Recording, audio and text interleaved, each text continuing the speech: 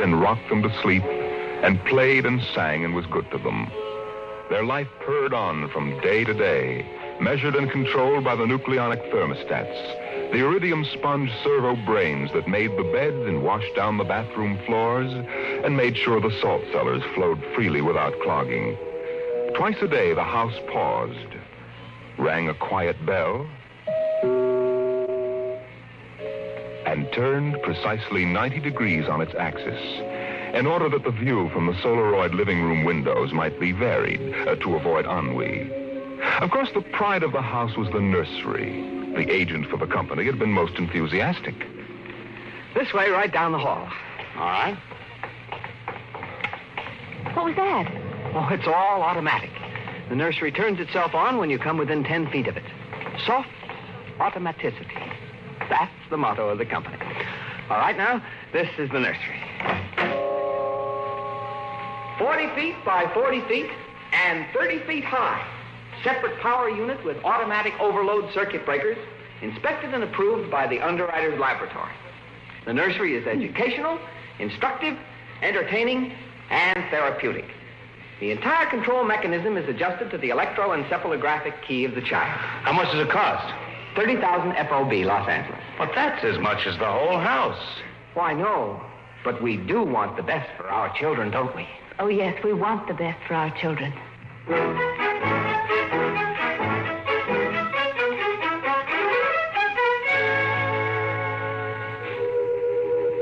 And it was the best.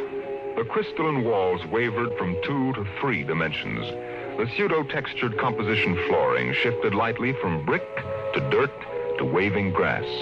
And the odorophonics wafted the scent of fantasy through the hermetically conditioned and filtered air. The nursery was the very best. But then they wanted the very best for the children. The technicians installed the nursery, and the heavy coaxial power cable was run in from the main line. The walls sprang to life, and the mental control banks and relays hummed. All right, Peter and Wendy, this is your nursery. What's so special about a nursery, Dad? Plenty. You just go in and see. Oh, do we have to? It's so big. You promised you'd play ball with me outside, Pop. Go on, kids. Try out the nursery. It's better than any old yard. Oh. Go on in, dear. You'll be surprised. Gee. Go ahead, Wendy. I'm scared. I'm not. Hey, it's nice in here. It is? Come on in, Wendy. Boy, look at the pictures on those walls.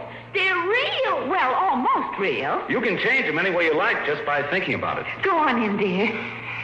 Well, all right, Mommy. Hey, Wendy, look what I can do with the pictures. Oh, that's a white mountain from Alice in Wonderland. Sure. I just thought about it, and there it was. Well, let me try, Peter. Let me try. Go ahead. Just think. How about the... Oh, I know. I want to see the Wizard of Oz.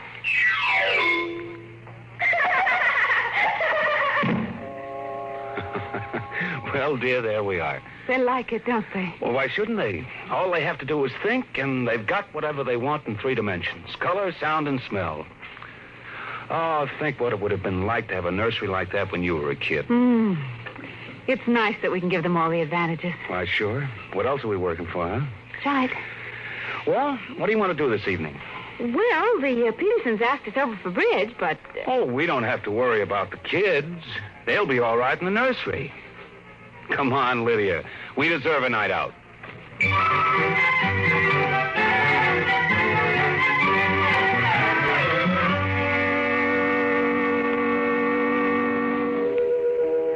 And in the nursery, the walls were a kaleidoscope of time and space and imagination. The green forest of Sherwood and quiet forms of Robin and his merry men gave way to the roll of the high seas and the smell of salt in the air as Sir Henry Morgan sailed into the harbor at Jamaica. It's my turn now, Peter. You've got to be fair. It's my turn. Dorothy and the Wizard of Oz followed the yellow brick road round the nursery walls. Then Hansel and Gretel discovered the gingerbread house about 3 feet from the door. And from a high tower that stretched into the clouds, the little lame prince sailed out over his kingdom. And behind the crystalline quartz walls, the vacuum tubes and grids and banks of mental image tape spun quietly and efficiently, erasing the line between illusion and reality. Of course, the electric bill from Consolidated Utilities was tremendous, but it was worth it. The house went on. The stove hummed happily in the kitchen, making breakfast, dinner, and supper for 4, turning the eggs over lightly and producing popovers electronically calculated by capacity to a 30-volt current and specific gravity. The automatic laundry did the shirts with a medium starch in the collars, except the button-down Oxfords, which had no starch at all. The Happy Life home breathed contentedly as life proceeded with soft automaticity as guaranteed in the brochure and bill of sale. George. George, I wish you'd look at the nursery. Oh, what's wrong with this? Well, I don't know. Well, that might... I just want you to look at it, that's all. Or call a psychologist to look at it. What would a psychologist want with a nursery? Oh, now, George, you know very well what he'd want. I was in the nursery last week. It's perfectly all right. Well, it's different now. Huh? What do you mean, different? Well, I just want you to come and see. Are the kids there? No, Madge Allen took them to a show along with her kids. That's why I want you to look in now before they get back. All right. What you expect me to do, I don't know. I'm no mechanic. This isn't a question of a leaky faucet, George. All right, dear, I'm coming.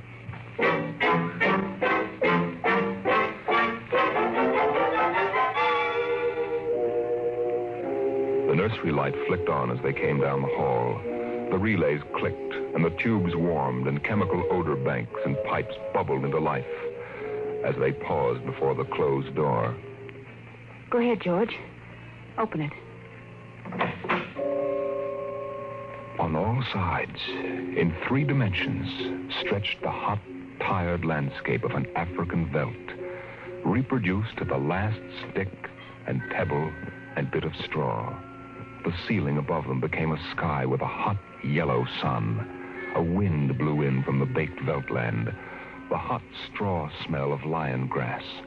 The cool, green smell of the hidden waterhole. The great, rusty smell of animals. The smell of dust like red paprika on the hot air. And now the sounds.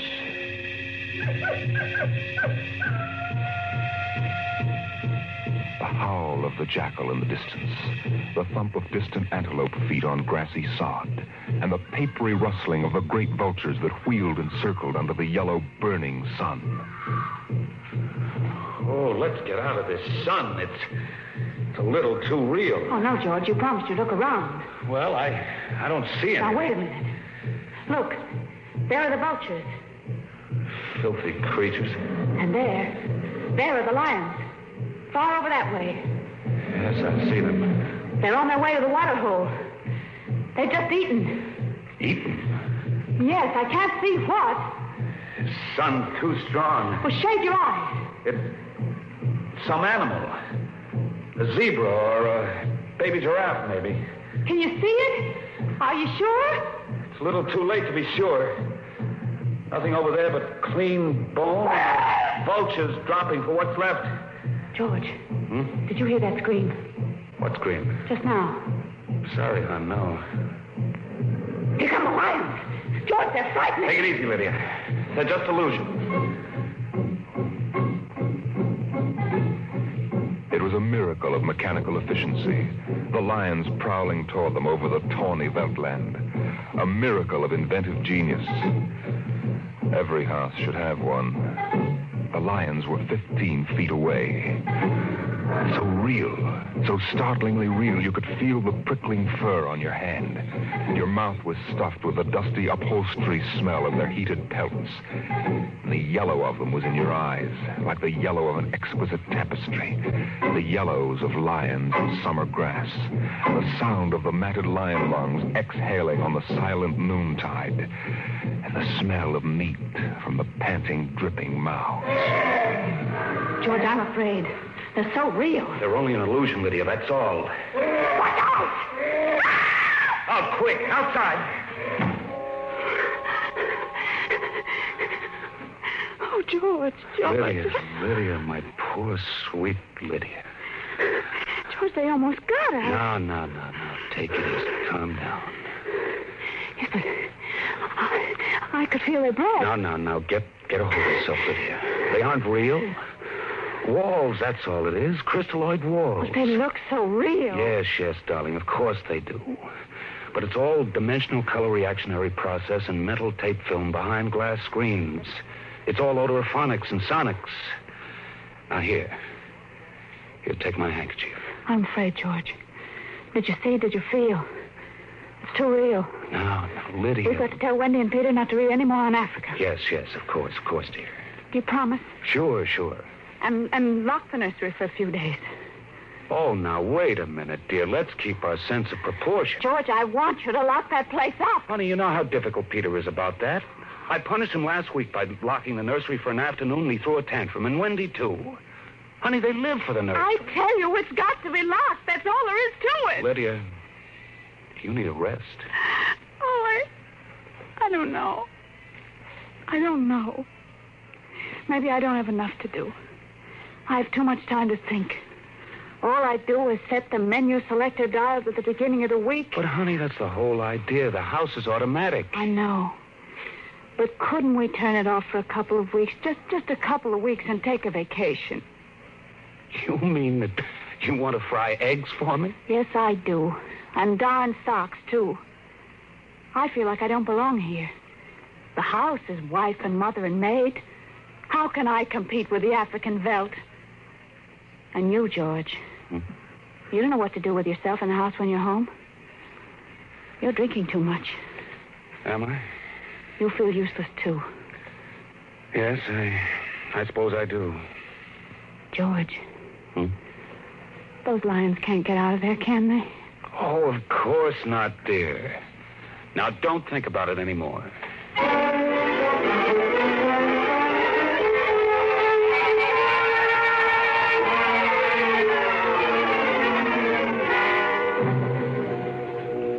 They ate alone. He sat idly watching the dining room table produce warm dishes of food from its mechanical interior. You forgot the ketchup. That's better. It wouldn't hurt to lock the children out of the nursery for a while. It was clear that they'd been spending too much time in Africa. Oh, that sun. He could still feel it on his neck like a hot paw. And the lions, and the smell of blood. Remarkable how the nursery caught the telepathic emanations of the children's minds and created a life to fulfill their desires. The children thought zebras, and there were zebras. Sun, death, and death. They were so young. But long before you knew what death was, you were wishing it on someone else. But this, the long, hot African veldt, the awful death in the jaws of a lion, and repeated again and again and again. The children came home dutifully at 8:30. Hi, Mom. Hi, Pop. Hi, Peter.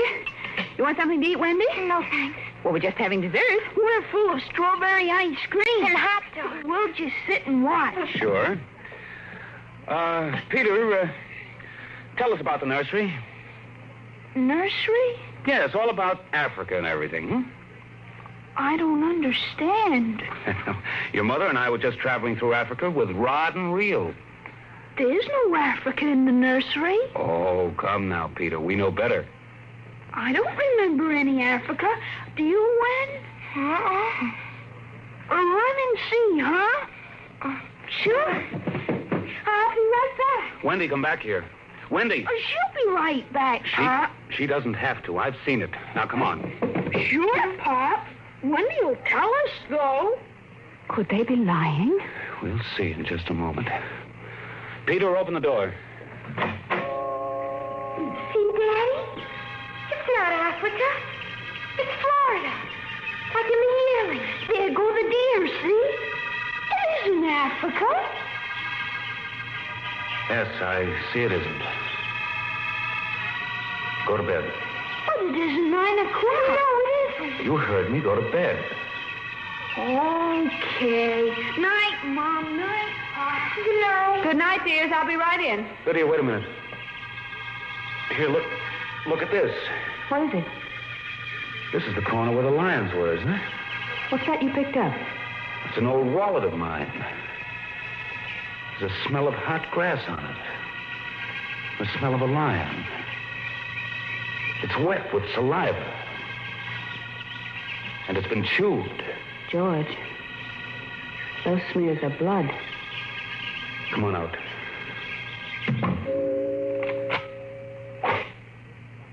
Now let's go to bed.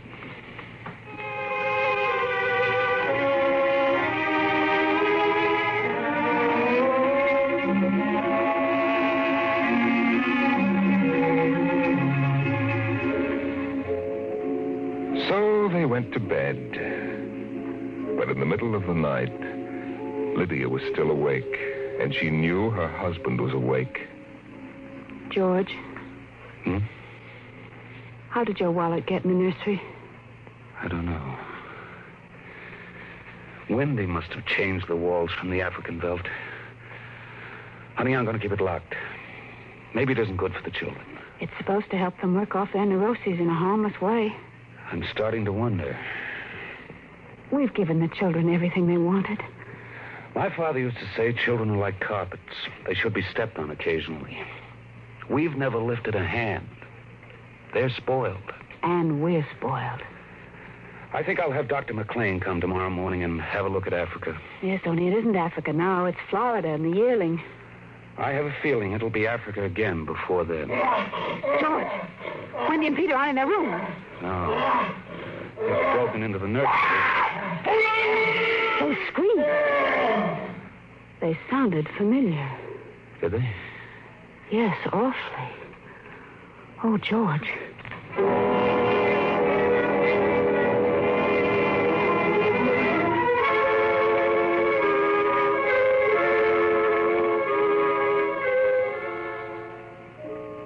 Although their automatic somno beds tried very hard, the two adults couldn't be rocked to sleep for another hour. A smell of cats was in the night air. And in the morning, the stove cooked French toast, and the dining room table poured the syrup and melted butter. Pop, Yes? you aren't going to lock up the nursery for good, are you? That all depends. On what? On you and your sister? We feel that you should have some variety, dear. If you intersperse this Africa with a little Sweden or China... I thought we were free to play the way we like. Well, you are within reasonable bounds. Well, what's wrong with Africa, Daddy? Oh, so now you admit you've been thinking up Africa, hmm? I wouldn't want the nursery locked up ever. Well, as a matter of fact, we're thinking of turning the whole house off for about a month. Sort of camping out. You mean I'd have to tie my own shoes instead of having my shoe tire do it? And brush my own teeth and comb my own hair and give myself a bath? Well, Wendy, it would be fun for a change, don't you think, dear? No, it'd be awful. I didn't like it when you took out the picture painter last month. Well, that's because I wanted you to learn to paint by yourself. I don't want to do anything but look and listen and smell. What else is there to do? Oh, all right. All right, go play in Africa. Are you going to shut off the house? We're considering it. I don't think you better consider it anymore, Pop. I won't have any threats from you, son. Okay, Pop. Come on, Wendy. Let's get back.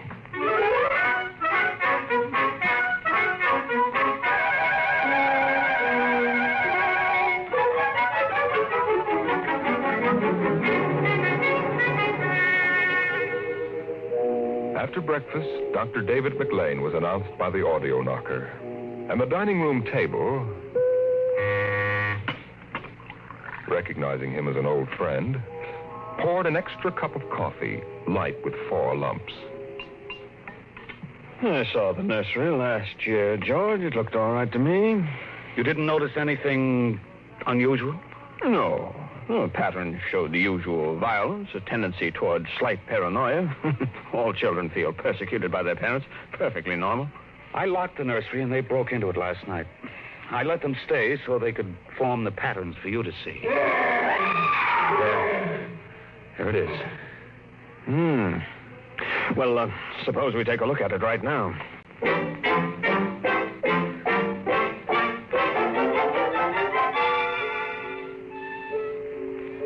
They entered without knocking and sent the children out.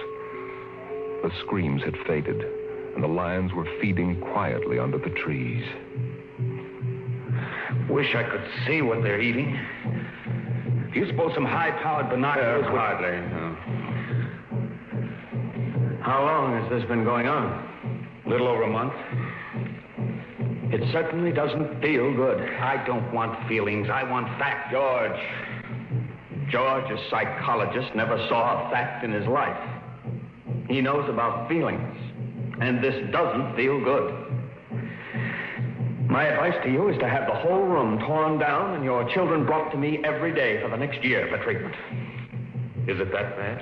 I'm afraid so. You know, that's why the nursery was developed originally, to let us examine the patterns left on the wall by a child's mind. But what is it? What's wrong with Peter and Wendy? Well, it's hard to say. I haven't punished them more than average, though I took away a few gadgets. Last week, I locked the nursery to show I meant business. George, you've let this room replace you and your wife and your children's affections. This room is their real father and mother. And now you come along and want to shut it. You can feel the hatred coming out of that sky. George, turn everything off. The nursery, the automatic kitchen, the whole confounded automatic house. Start now. But won't the shock be too much for the children? I don't want them going any deeper. Let's get out of here. I never liked these rooms. Get me nervous. Those lions look real, don't they? I don't suppose there's any way that... What? That they could become real. Certainly not. Some flaw in the machinery, tamper. No. I don't imagine the room will like being turned on. Nothing ever likes to die. Even a room.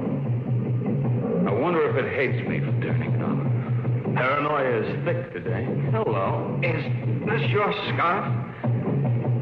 It's stained. Brown. Say, that's blood. That's Lydia's. Come on, the main fuse box is out here. Go ahead. Pull the switch.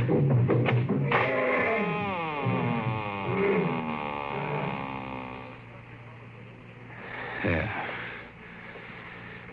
It's off.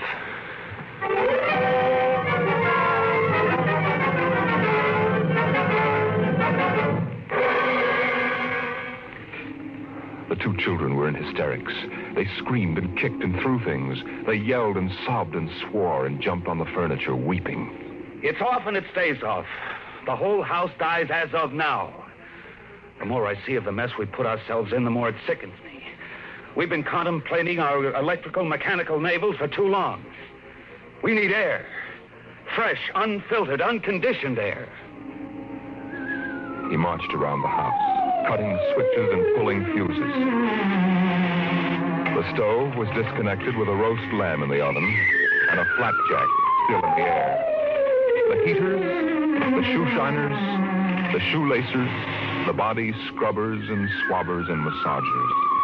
He pulled the plugs and shorted out the controls, one after the other. The house became full of electronic corpses. It was a mechanical cemetery, so silent. None of the humming, hidden energy of the machines waiting to function at the tap of a button. And by the still dining room table, its radionic insides dead and currentless, Peter wailed at the house. Don't let them do it. Don't let Pop kill everything. I hate you, Pop. I hate you. Peter, please. Insults won't get you anywhere. I wish you were dead. We were for a long while. Now we're going to start really living. One more, Daddy. Just one more. Oh, Wendy, one honey. more minute of the nursery. That's all. Just one more minute. George. George, it can't hurt, really. Oh, all right. Only shut up. 1 minute. And that's the end. Forever. Gee, thanks, Pop. Thanks. Then we're going on a vacation. Dr. McLean is coming in a half hour to help us out. Lydia, turn on the nursery. Now, remember, kids, it'll be just for 1 minute. Oh, boy. Come on, Wendy, come on. Oh, thanks, Daddy. Thanks a lot. Just 1 minute, remember. Oh, where'd I put those suitcases? Lydia! Don't shout, George. I'm right here. Oh, did you leave them alone in the nursery? Well, I've got to get ready, George. Oh, that awful Africa. What can they see in it? Well, in an hour, we'll be on our way to Iowa. What prompted us to buy a nightmare like that? Pride, I guess. We had the money and we were foolish. I guess we'd better get them out of there before they get involved with those beasts again. Pa! Pa! Pa! Come here! Daddy! Mommy! Come on, quick. Wendy! Wendy, Peter, what's the matter? Hurry up. Open the nursery. Wendy! Peter! Well, they aren't anywhere. Wendy! Peter! Peter! Oh. The door. Open the door. They've locked it from the outside. Peter! Peter, open up! Peter! Don't let them! Don't let them turn off the nursery! Now, don't get ridiculous, children. It's time to go. Wendy! Wendy, open the door, dear! Let us out. Peter, open the door. It's time to go. Open the door. George! George, the lions! Peter, do you hear me? Open this door. They're all around us! George! Son, do you hear me? Let us out. George, look out! The lions are coming!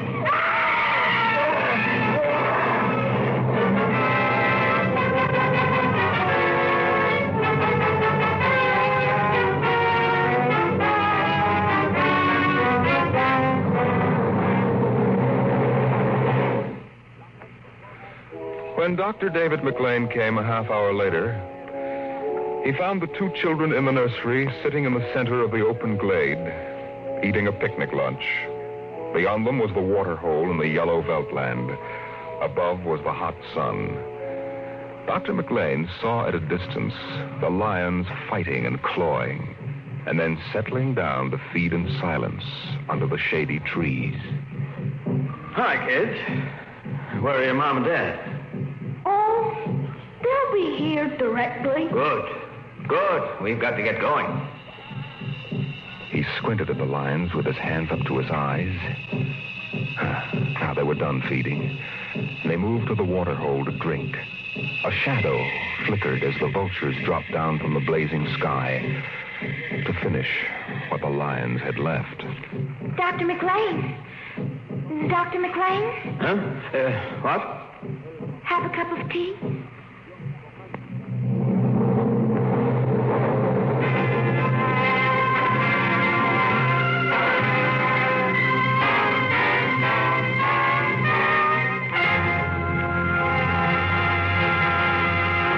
You've just heard another adventure into the unknown world of the future. The world of Dimension X.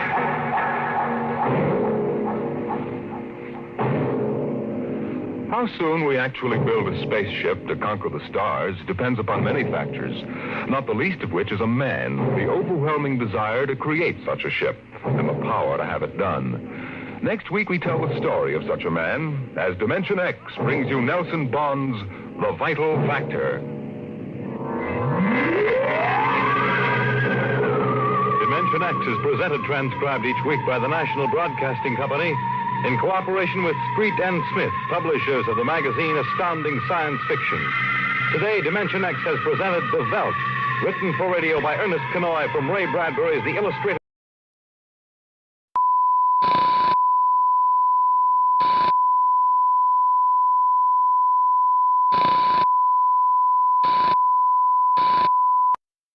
Check, check. Testing one. Fuck it. I'll just do a Bong Hit.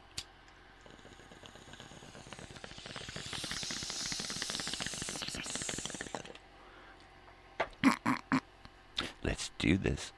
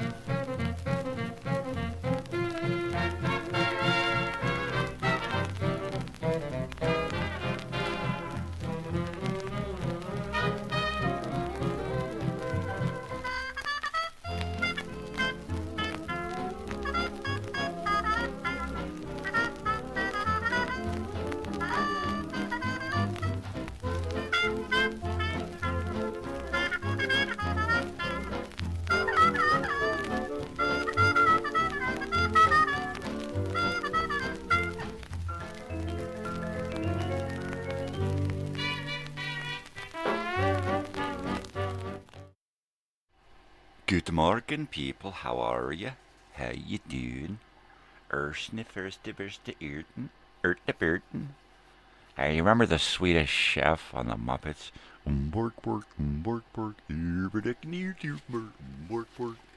Totally. Firste burste Burton. And, yeah. Oh, what about the mad scientist there, guy in the beaker? Beaker? Beep, beep, beep, beep, beep. Beep, beep, beep, beep.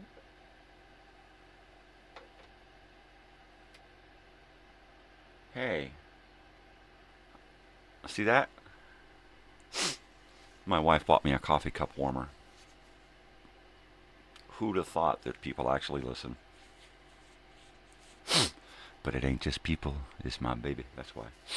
Oh, and we went to the mall the other day and I saw this shirt and thought, wow, that is the coolest shirt in the world. It's an Iron Maiden Number of the Beast in black and white.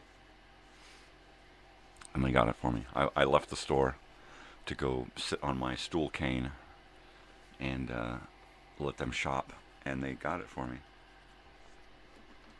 And then there's my book, Being Henry, my next read. Yay.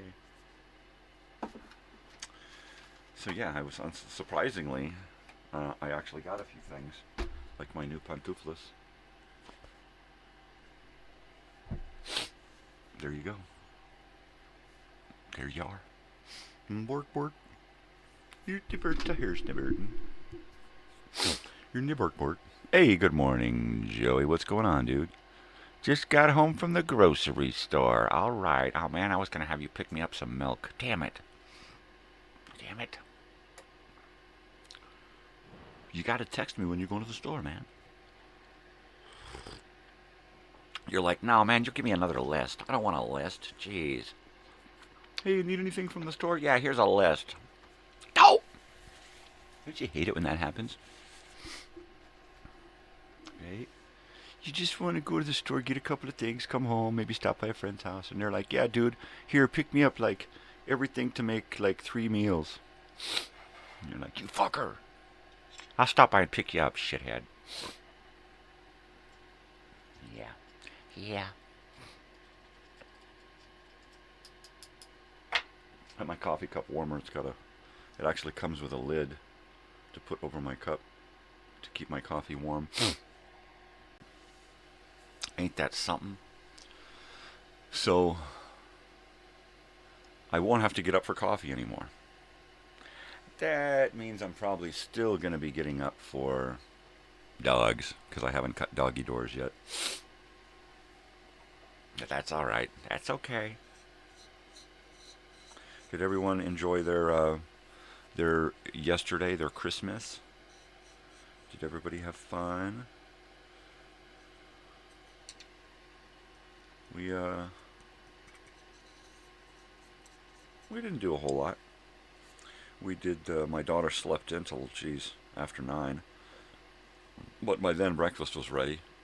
So we all sat around and had breakfast together. Another meal together. And my plan with the table has worked. So, of course, my wife's like, it's my plan. I got the fucking table. Oh, right. But hey, I got hot coffee here. I got hot coffee. And you pick your cup off and it turns off.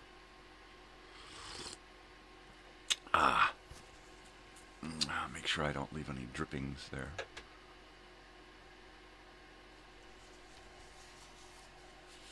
And that's it. That's all there is to it. Yay! One little tiny important addition to my studio. Oh, another important addition is I finished off the week of February 3rd. So now I am going to be uploading videos and radio shows for the week of February 10th. So there we go. Excellent. And it looks like everything there is available. I've recorded everything already, so I just have to do the 5 educational films.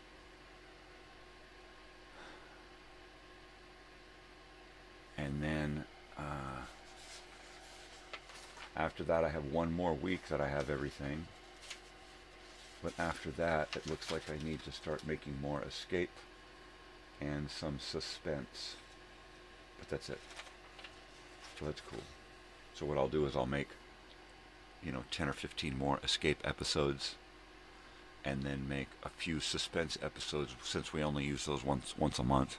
It's not a big deal, so I only need to make a few to get out ahead. So that's cool. I've got my beautiful day cup here, but it's got a skinny handle which hurts my knuckles. It hurts my knuckles.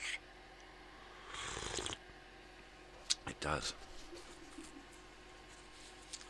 So I don't know if you heard this morning, but I was listening to The Veldt by Ray Bradbury, adapted by Ernest Kenoy, one of my favorite adaptation writers, as well as science fiction writer in his own right. Right.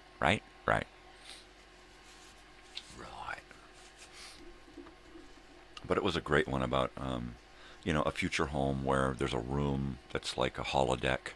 And, of course, Ray Bradbury's writing about holodecks before there's a holodeck on Star Trek. So there's this room that you go into and you just imagine what it is, and it creates it on crystalloid walls and lighting and essentially holograms, before there was holograms. So the boy and girl in the family, the children that they bought this room for in their home, Peter and Wendy, they go a little cuckoo and start going places they oughtn't, and start getting into finding out about life and death and how to kill and that kind of stuff. And they get a little twisted. But it's a great story. There is the Ray Bradbury Theater, a TV show that was on in the 70s, 80s, 70s, 80s, I can't remember. I used to have it on DVD. I loaned it to somebody and they just neglected to give it back.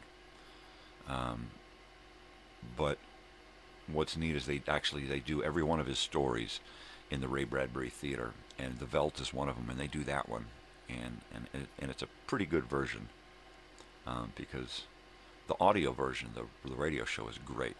Reading the short story is great, but those Ray Bradbury theaters where he writes the screenplay, he is the master of puppets there, and it's really cool. The Master of Puppets. That's a great Robert Heinlein book that they made into a movie. I'm going in.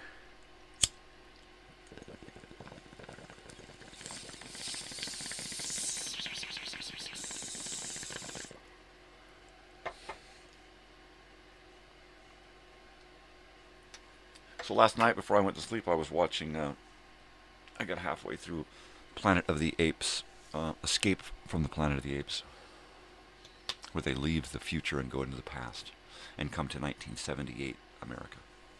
California, to be exact. And then before that, my wife and I sat and we watched The Cowboy with Glenn Ford and Jack Lemmon. Jack Lemmon is a farmer turned hotel clerk, and then decides he wants to go out on the range with cowboys and learn how to rope steer and all that and drive herd. And he just becomes the biggest asshole halfway through the movie. And then, of course, at the end he comes around. But Glenn Ford teaches him how to be a cowboy. Teaches him too good. But that was a great movie. We were watching a movie before that, and then this one came on, and I'll be damned if I can remember the movie that we were watching before The Cowboy. It's not like I can look into a TV guide and go, "Yep, that's what we were watching," because it's not like that anymore. There's no looking back on program guides. There's not, what was on. Where's my list of stuff that I just watched? Sometimes you can do that, previously watched, but most of the time, you put it on, you watch it, and then if you don't remember what you were watching, it's kind of gone. I'll have to ask my wife, what were we watching before The Cowboy came on? What was that movie? I know because we watched an episode of Frasier, before, or during dinner. And then after that, my daughter left, went back to her room to go game with her friends, and my wife and I sat on the couch and watched a movie. I just, for the life of me, I can't remember what that movie was. That's what's fucked up about having a limited short-term memory. Yeah, Master of Puppets is a great Metallica album. I'm trying to recall what album it was that I saw them in concert. 1987. I saw them in concert. I saw them again in 1991. So I've seen them twice. I saw them back when they were the fucking shit. I saw them right after what's his face? Oh shit, I can never remember. And every time I want to say Kirk Hammett, I think Dashiell Hammett first, the 1920s detective writer. People are going, Dashiell Hammett? Who the fuck is that? The rhythm guitar player, lead singer, James Hetfield, right? So this is right after I saw them in concert during the puppet, no, the what's it called?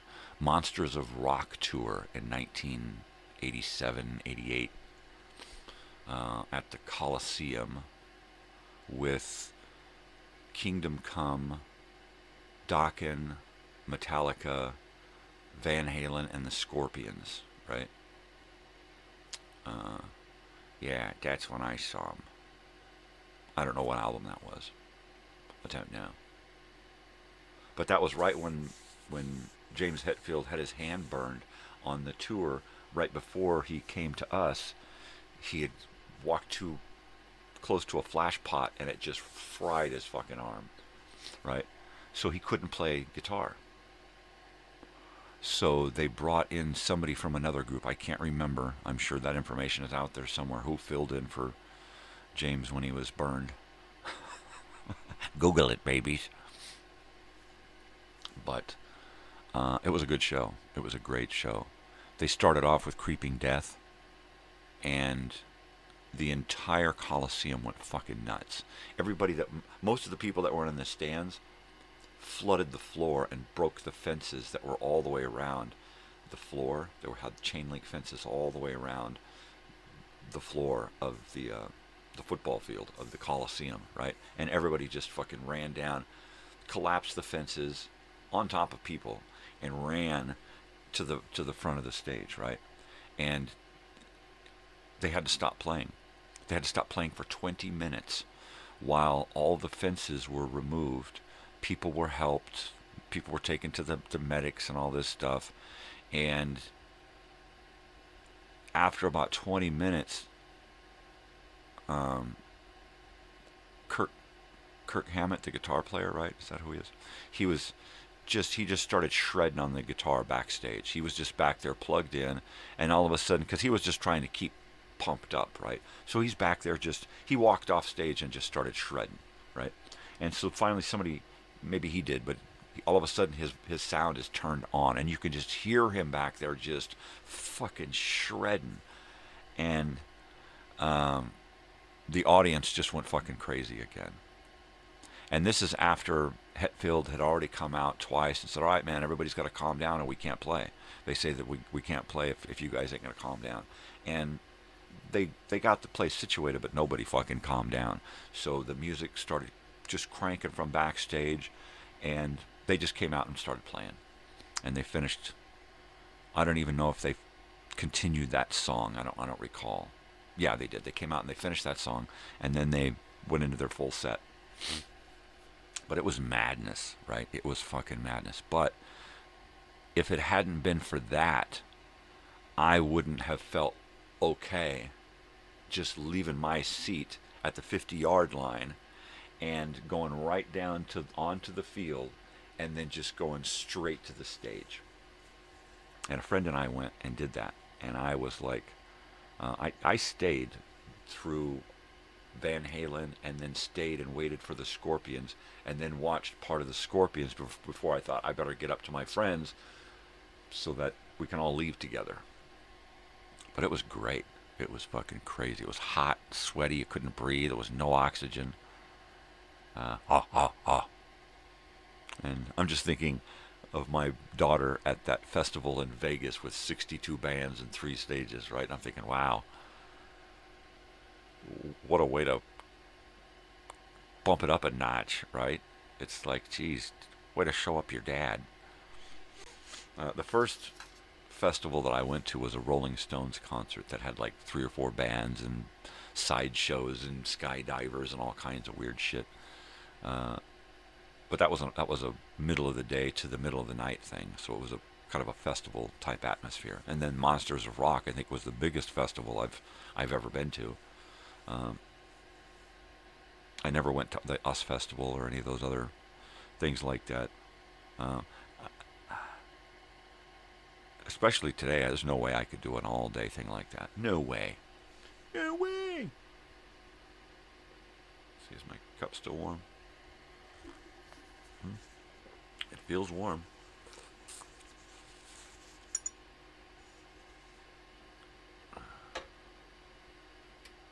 There it is. You got to turn it on. It's got a little button on the bottom, so you've got to set it down heavy enough for it to turn that button on. So we'll let it button for a few minutes, and put my my warmer cover on it, and see what we get. Totally. Yeah, Metallica. The first time I had heard Metallica was in high school. I was in the 9th grade, and I had been invited over to some guy's house that I didn't know, right? They were older guys in high school, or who had graduated high school, right? And they were older guys. And I'm pretty sure I was in the 9th or maybe the 10th grade. But I was really young, and I knew nothing about music. And these guys invited me over to their garage to try out for their band, right?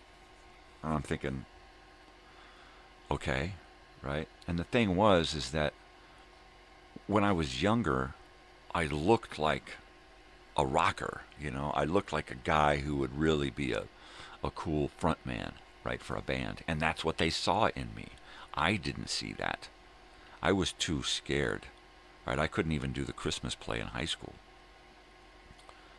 But I went, I took the bus over there, and I walked a half a mile to get to this guy's house, and showed up at his grandmother's house where he lived, and they had the band set up in the garage, and the garage was a workshop with tools and shelves and stuff for Grandpa, right?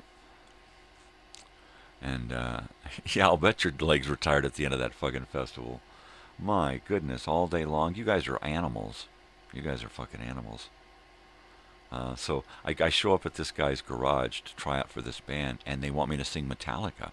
And I had never heard any Metallica at all.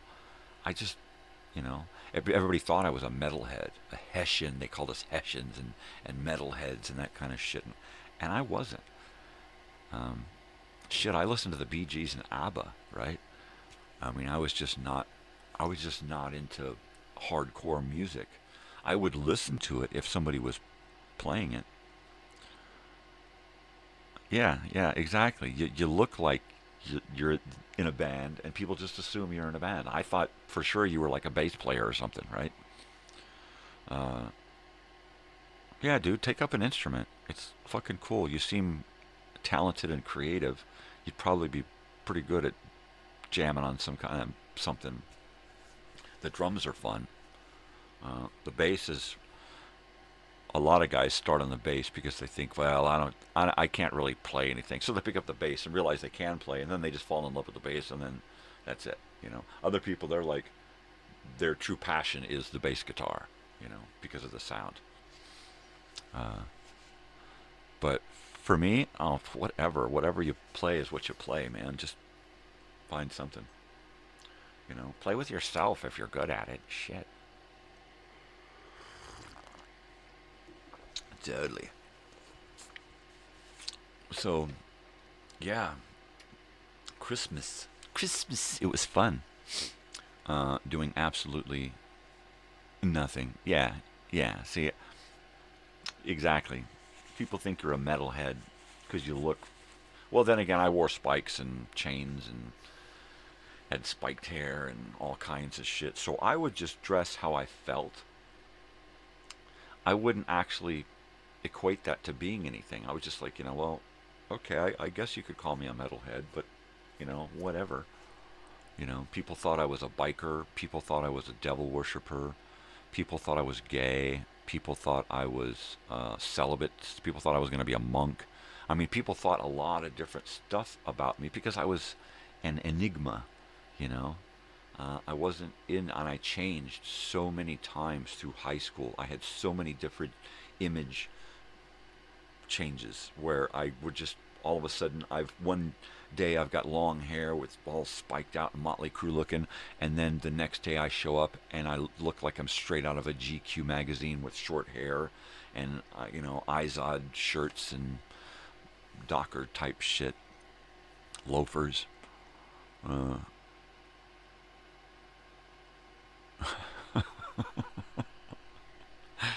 Yeah, that's the thing. You they think that you're one thing, and then you play the music that you like to listen to, and they give you this look like you got three heads. Like, what the hell? They just, you right out of, left field. Here you come with your true identity, and they're just like, what? What? That's who you are? Yeah. Yeah, because if you look at most of the records in here, it's not heavy metal. It's not heavy rock and roll. There's so many diverse types of music in my collection, I mean, I'll just listen to frickin' anything as long as it's good. My daughter the same way. That's how she was raised. She'll listen to any kind of music as long as it's good music, Well, so far this coffee warmer seems to be doing its job. I've been here 25 minutes, 30 minutes, and my coffee is still hot. I got to remember to push that thing down and leave it there long enough to heat. But it's working. And my slippers are new and soft and cozy. My Iron Maiden shirt is freaking bitchin'. Thank you, dear. And I can't wait to read about Henry Winkler. One of my favorite TV and movie personalities. And one of my favorite people, right? So I can't wait to read that. I've got to go out today at some point and get a poster printed. At least one poster. I'd like to print two. But I want to try to get at least one poster printed for Saturday's show so I can get that signed.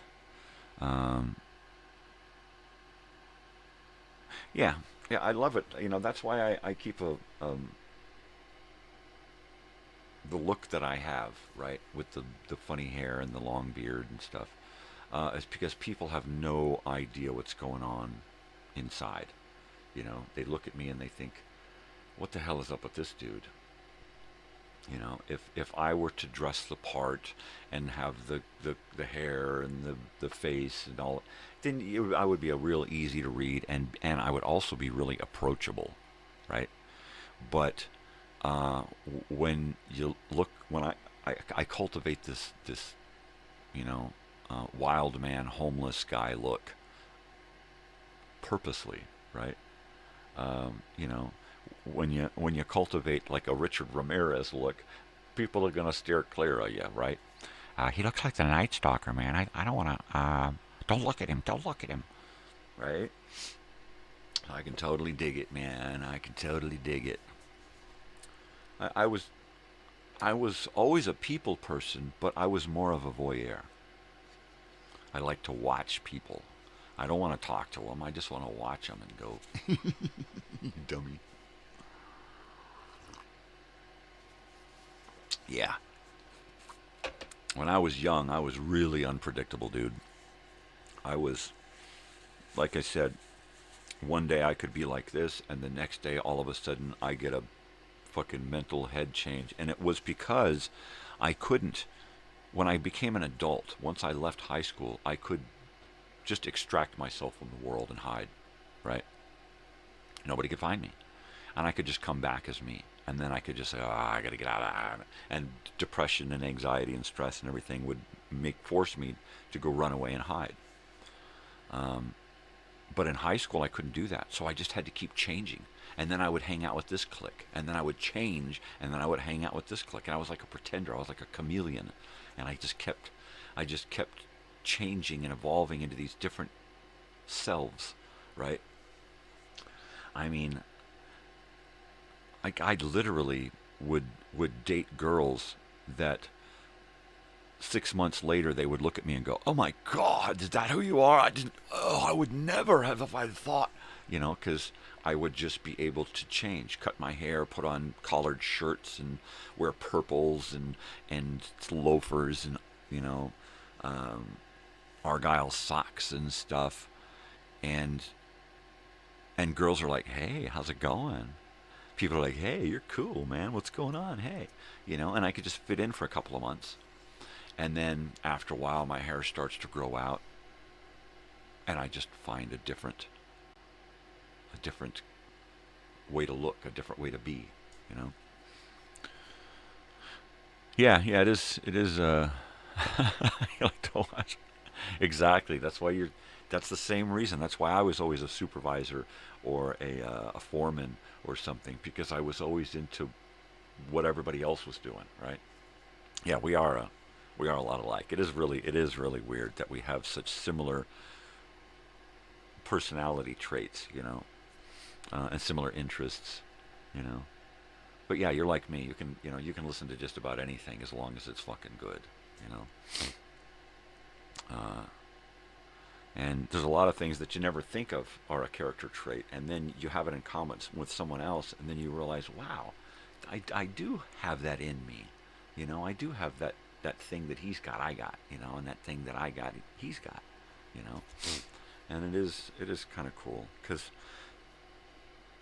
as much as people are different, there's so much the same on so many more levels, and it is crazy how much we have in common, and how much the rest of the world, the powers that be, the social structure, how much they want us to not see those commonalities, right? They want us to be different. They want us to feel different. They want us to look at each other like we're different, and they want to keep us at odds with each other. They want to keep us separate.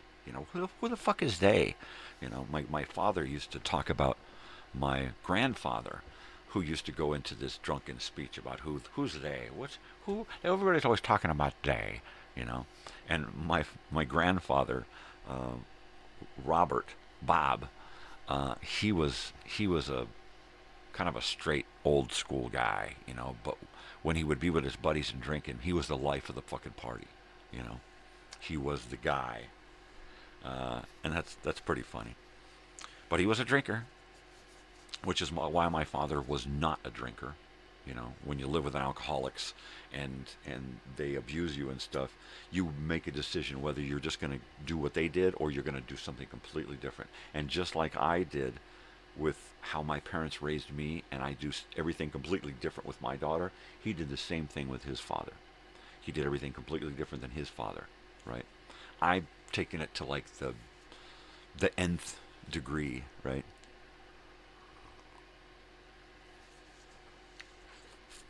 Sometimes you can raise your kids just like you were raised, and then sometimes you can't. You just can't. And if you don't recognize that, right, then it's just going to continue. There's going to be this cycle of whatever, right? This stupid thing. I feel like I should get up and check on the dogs, but it's been a half an hour. Let me go check. I'll be right back. All right, just because I don't want them poor little guys to wake her up. All right, back in a flash. I'm right here.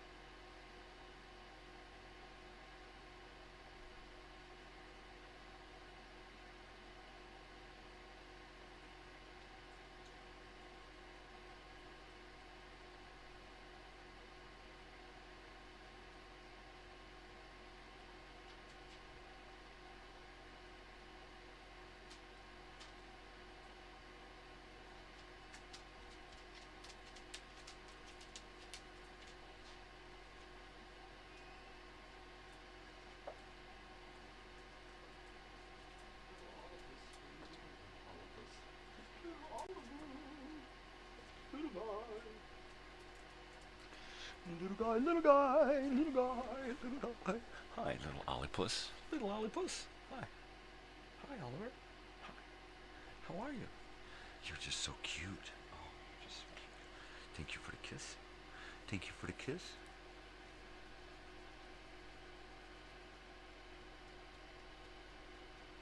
Oh, you are just so cute. What are you going to do? You going to go back to bed? And if so, who are you going to go back to bed with? Because I need to know. Which door am I taking you to? I guess you can take me to the door. My daughter's looking at Oliver when he's standing up with his, he likes to put his paws up on the chair and then stretch and then look back. Right? And he always does this pose, you know, and he's just, it's like a tough guy flexing and showing off his butt, right? It's exactly what he looks like. But he looks like an old man butt.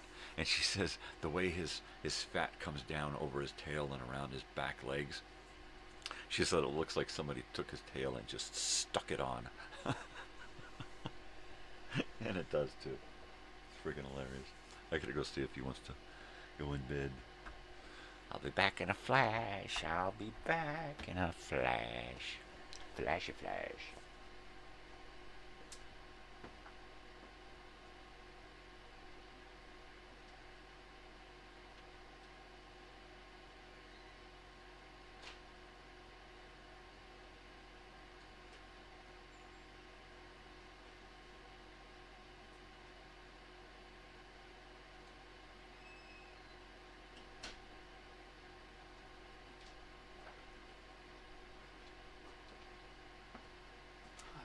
How are you? Yeah, you would think being an old handyman, I would not have squeaky doors in my house. Ah, but I ain't that handy anymore. Ain't that handy anymore. What about you, Joey? Are you handy? Are you a handyman? You use tools and build stuff and that kind of stuff? I was doing construction work when I was 15. I needed money because I didn't have shit at home. And I wanted to buy, I wanted to buy stuff for myself so I could actually look like somebody cared. And my first job was, I think, over a summer.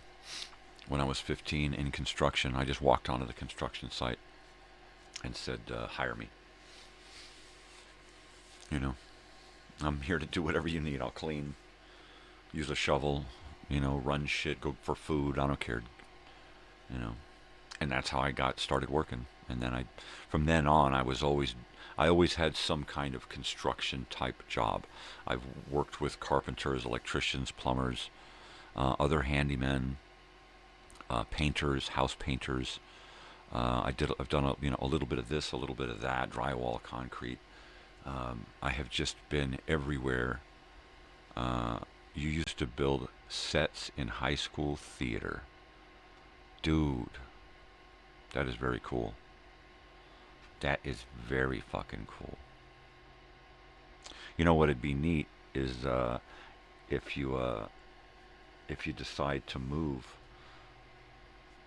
find a little town that has a community theater, you know, and then try to get in there, you know, a couple of times a season and do some work in the community theater, because that's just a lot of fun. We've got like 2 or 3 community theaters out here, and I am so bummed that physically I just cannot commit myself to somebody, because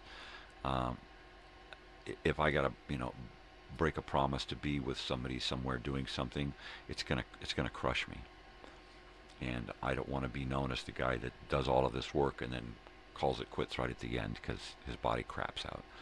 So I'd love to do some stuff where I've got a small part that I can handle, you know, whether it's on stage or off, something small and simple that I know I can show up and nail and deal with and not have to kill myself over. How's coffee still warm enough to drink? Still warm enough to drink. That's crazy, man. Crazy, man. Now, when I was in high school, I enjoyed it, but it was too much. It was too much of a commitment. There were too many people involved, too much shit going on, and I was being graded on it, and it was just, you know, I did the Christmas play one time on stage, once or twice on stage, one day. And then we were supposed to come back in the evening and do it again a couple of times. And I just couldn't. I could not do it. I was afraid for my life being on stage. It was horrible. Most people who do it get a kick out of it, and they get a big rush out of that adrenaline. Yeah, I like being behind the scenes too, dude. It's just too much. Way too much. I would like to do it enough on the stage so that I could be considered for being a director, right? But you really got to do a little bit of acting, and so you can, you know, prove to yourself, you know, that it's okay for you to tell other actors what to do because other directors have told you what to do. You know, you gotta pay your dues. But out here, it would be neat to do a short run play and try to do something that doesn't take too much physicality. That would be cool. That would be way totally fucking cool, man. You know? Oh my God! Yeah. God, I wish I could remember what that movie was last night.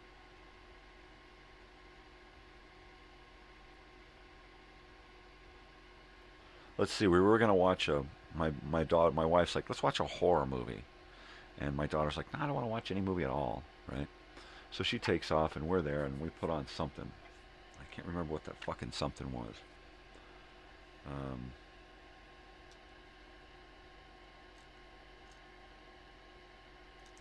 Stupid movies. Never remember the stupid titles. Yeah.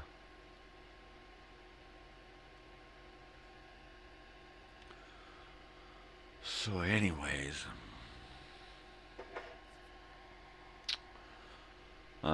it's Throwback Thursday, which, you know,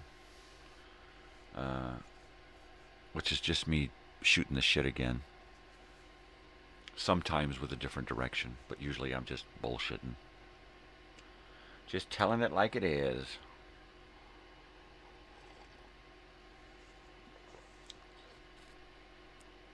Yeah, there's a community theater just like a few blocks up the road here. And they used to do a lot of stuff, but I think they've traded hands a few times. And what it really needs out here is a really, really together community theater, you know? Something that's big enough to hold concerts in, as well as put on really good plays. The little playhouse we have now is like as big as a general store. It's just not real big. It's got another building out back that's not real tall, and it's the secondary theater building, and it's just not. There's just not enough. But for this area, yeah. But I think if you're gonna dream big, you gotta build big, right? And I think if we had some kind of amphitheater type thing built here in a place right in town that has a natural amphitheater shape, right? There are a few places really close in town here that are right up against the foothills, where you could utilize those foothills to do like a Red Rocks type thing, right? And create a little amphitheater in a spot that kind of looks out over Joshua Tree and has a natural arc to it, you know. That would be very cool. It would be very, very cool. And do an outdoor venue, but then I think it would be really, really cool to do a big indoor venue that looks like a big old barn, right? Or a big old soundstage from the old studio days, you know, just a big long, like the Orange Pavilion, right? The Orange Pavilion out here in California. That was a great, I don't know if it's still there, but that's just a big brick laying down. It's just, that's all it is, just a big rectangle. The floor is flat. I think there's a semi-slope in the back. No, it's just a flat floor with a big stage up front. That was a great place.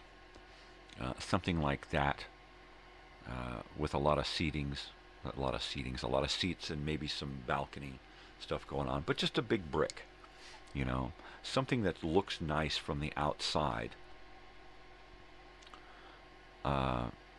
Maybe like these southwestern type homes, right? Something brick-like, adobe-like, you know, something really impressive, but also something that isn't modern looking, right? Unless some kind of modern design can be had that can make some kind of statement, because out here it's got to look, it's got to have a look to it, you know, that fits with the eclectic weirdness out here, because it's pretty weird.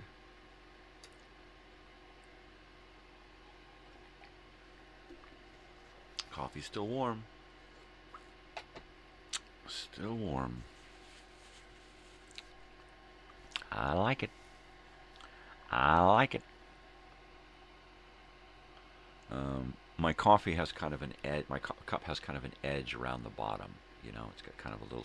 So the bottom of the cup kind of comes away from the surface. So there's a little bit of an air gap in there. With this particular cup, I'm going to look for cups that have more of a. See, this one's got the whole lip along the bottom here, this edge. And that's there pretty much for firing, because when you set it down, if it's a flat surface, it's going to have suction. So this is that smooth edge for firing when it's created. I gotta put my scissors away. They're from opening stuff. Yeah.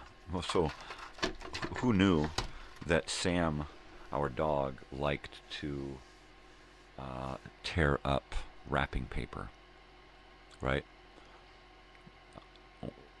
I threw a piece of paper at him, and he just pulling, shred.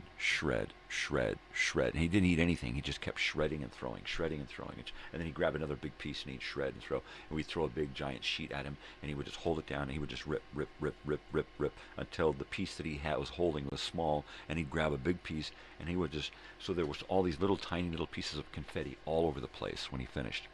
And we just kept throwing big pieces at him. The other dogs, Oliver would look at it, bite it, run, and then drop it. You know, Tootsie would grab it, tear a couple of pieces, and then start chewing, and she'd be like it was bubble gum, right? Big Dog, she'd just look at it and go, "You guys are dumb," right? But Sam, he really got into making confetti. So much so that my daughter put all of it into a bag, and then she set the bag down, and he would look through the bag and pull out a big piece and sit there and shred it, and then go look into the bag and nose around into the bag until he found another big piece, and he'd pull it out and he'd shred it. She'd pick it all up, put it back in there, shake it up, big piece of coming. And he did this for like, 20, 30 minutes and just had a ball. So I think this is going to be one of those things that I try to work into a doggy film. I really need to come up with a way of doing some kind of dog film with my dogs. I'm with them all the time. The house is loaded with cameras. I've got tons of props. My wife can make costumes. My daughter's an artist. I've got all the makings to create the next Benji film, right? Inside my own house. I can even go out and get a green screen and put these guys anywhere, right? Set up a green screen here, have them run through, and they're running through Paris. They're running through the Grand Canyon. Shit. I get them going anywhere. And then special effects. I can also use special effects that I have. So, but I want to keep it real. I want to keep it old school, like the old wilderness films and the old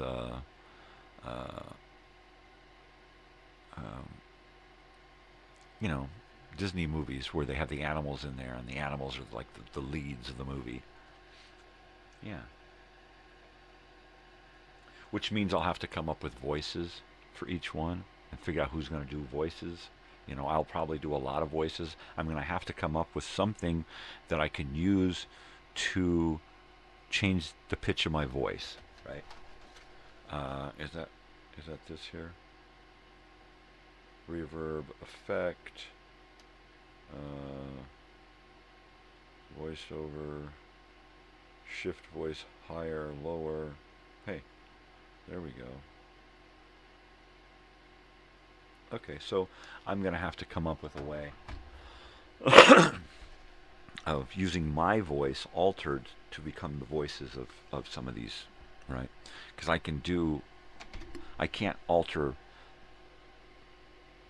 the timbre of my voice. I can't really change much of how I sound, but if I can do a character and then alter that, do an old British woman, and then, raise it up a little bit, twist it a little bit electronically so I can, my word, and pull it away from me a little bit, so you can hear that. So you don't hear that it's one guy doing all the voices, That would be cool. But some kind of movie where I can just kind of collect a bunch of shots that are going to be real easy to get. Write a script for their natural abilities and natural characteristics.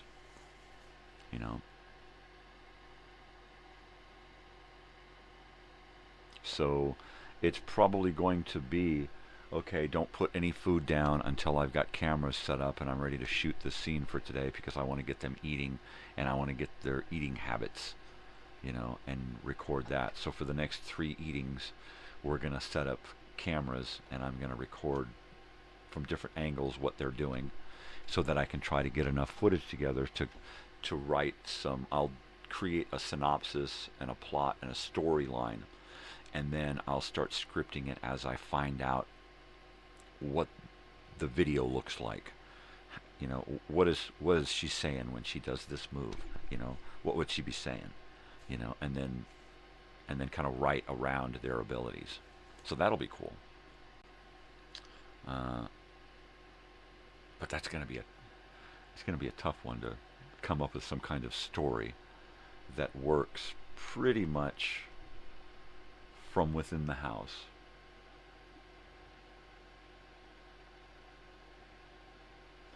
I imagine I could come up with some shots to do outside in the yard and outside in the real world, and then take 1 or 2 of them out and do some shots. Like when we have to take them to go get their nails trimmed, we can go out, get their nails trimmed, record a lot of that's going on.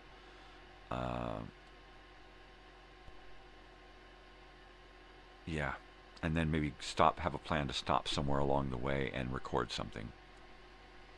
Something that we know that they're able to do, maybe something we've practiced a little bit, and get them out and do that.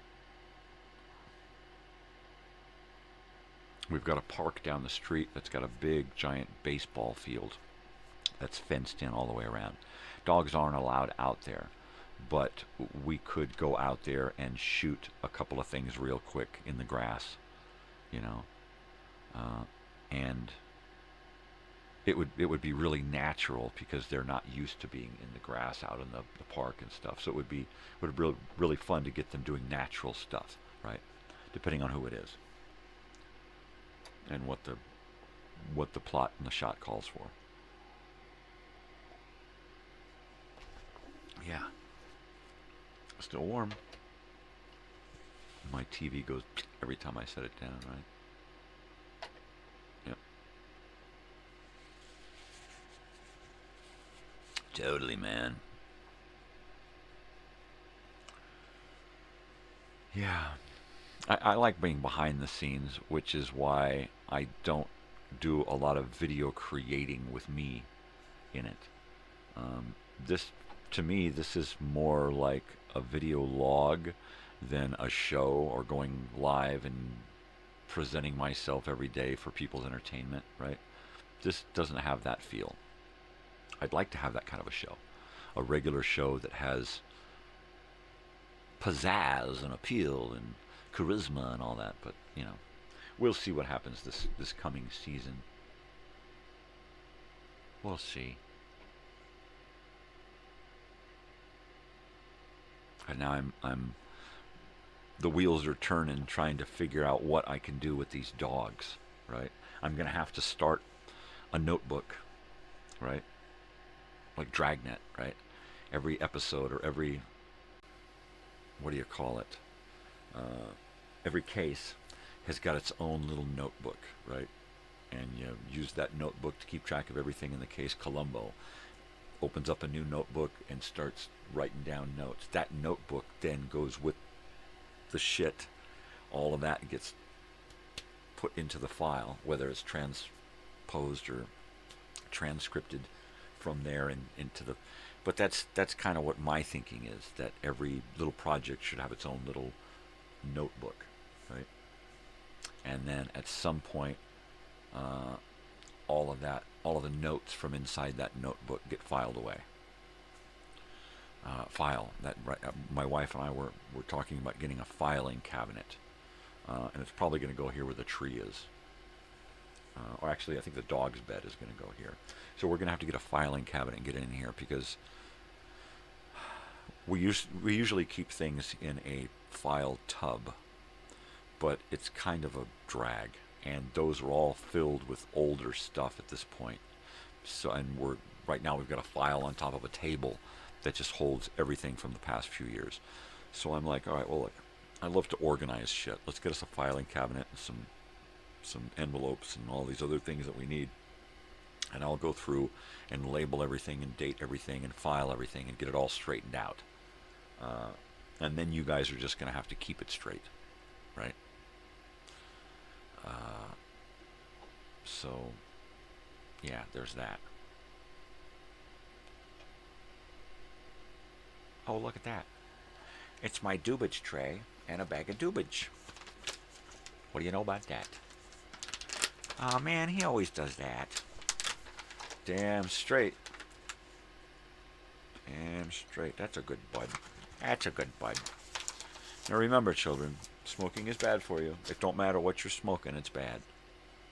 You know, even smoked meats, bad. Smoking tobacco, it's bad. Smoking pot, it's bad. Smoking crack, it's bad. It's all bad.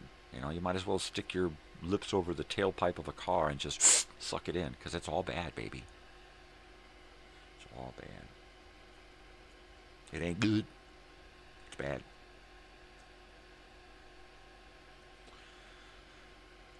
That being said, I'm gonna smoke some more, because I'm a bad boy.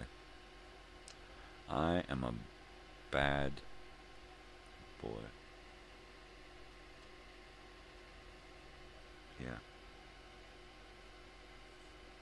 What I really need to do, right, is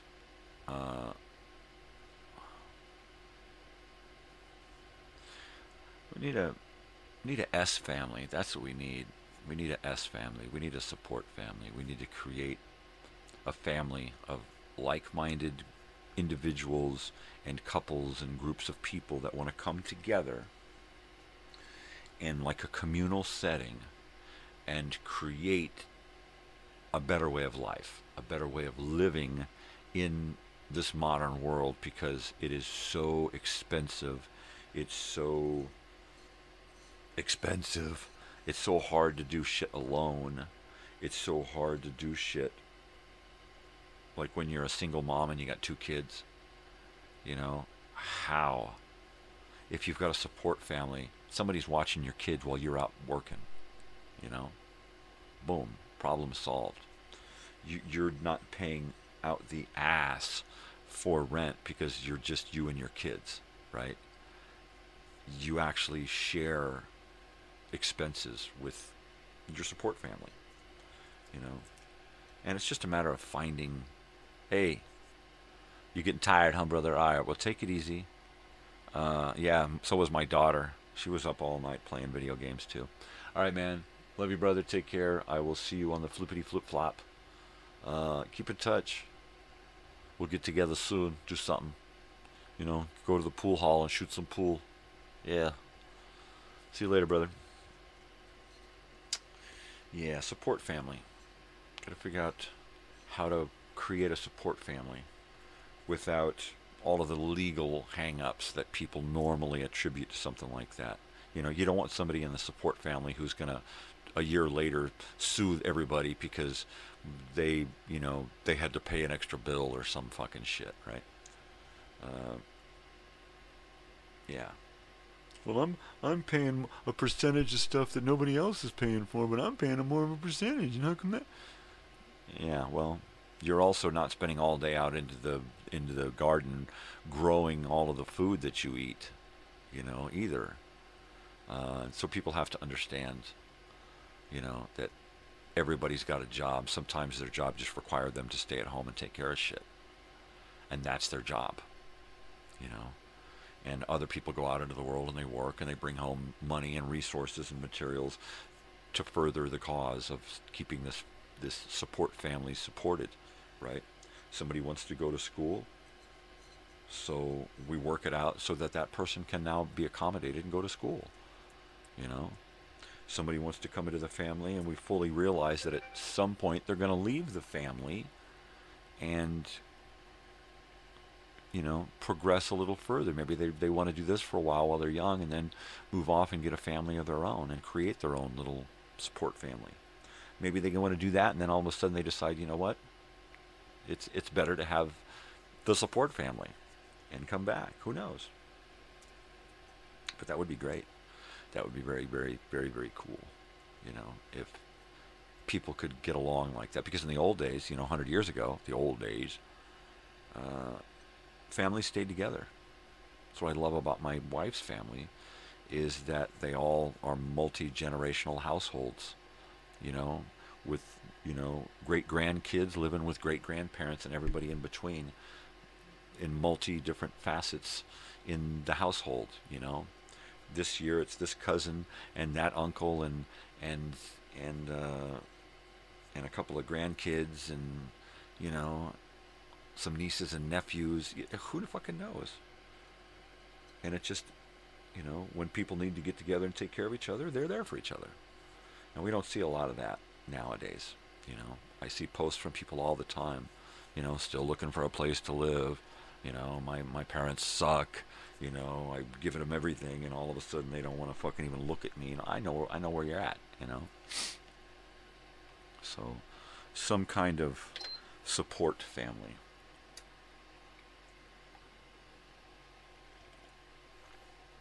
Still warm. A big piece of property. Lots of room. A lot of tools, an entire tool shop so that we could create anything that we need right there. A big giant greenhouse and, property to grow stuff and raise animals. A proper place to raise kids. Plenty of room to live, and take care of each other, and and that's it. A lot of and.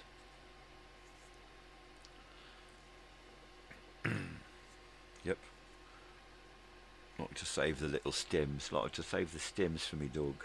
My dog likes to chew on the stems.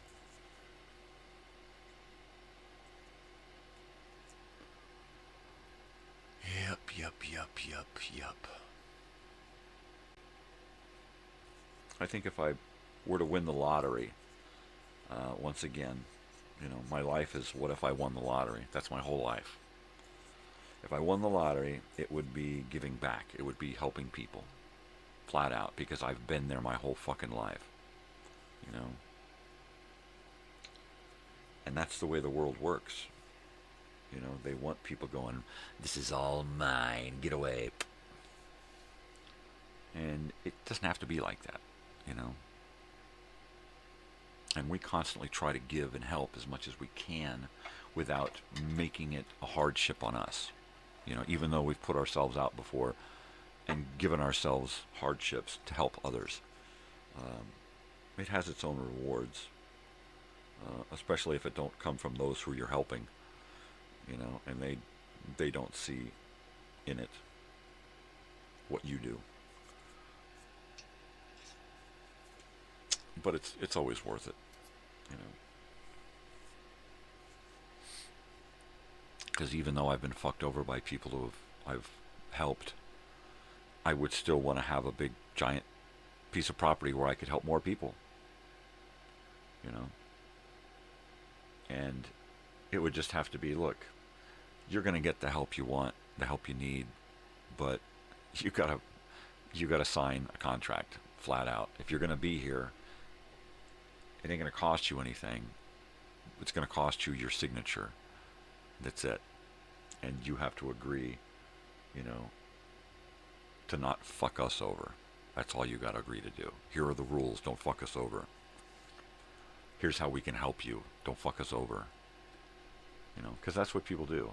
They come along and they see that you're nice and you're helpful and giving, and they just want to fuck you over and take advantage of that. How much can they get out of you? How much can they use you? So there would have to be blocks in place to prevent that kind of shit. Oh, look, a bong hit. I'm going in. Cover me.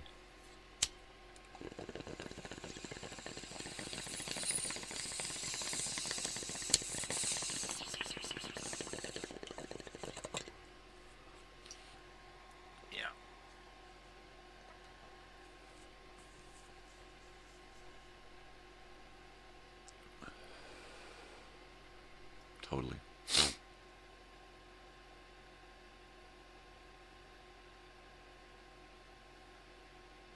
Because I could totally see a village, right? Not a town, like Boys Town, all right, but not a town, a village. Something nestled in some hills with a lot of trees, a lot of property, a lot of acreage, and neighborhoods. Little tiny home neighborhoods built inside of a big giant piece of property, separated by trees and grass and gardens. Something with a property with main buildings set up to help people and to bring people together, right? And then smaller little tiny homes, dwelling neighborhoods all throughout the property, where you have different age groups working and living together with different animals and different causes and effects that have brought people together for one cause, making it work, you know. And temporary housing places that are just like big dormitory type places with cubicles, private little cubicles built into it. And then tiny home communities where you can graduate from this shelter type existence into I can take care of myself and help others existence, right? Or you can just kind of graduate and move on. You know, you get the help you need, you have a free place to stay and the help you need to better yourself so that you can get your own place and you move out. Or you can stick around and become a permanent fixture helping others, right? That's my dream. That would be, you know, crazy old weird bearded guy village, you know, or something. And that's one of those dreams that's constantly in the back of my mind. I constantly see images of this place, you know, this fictional place that I've created.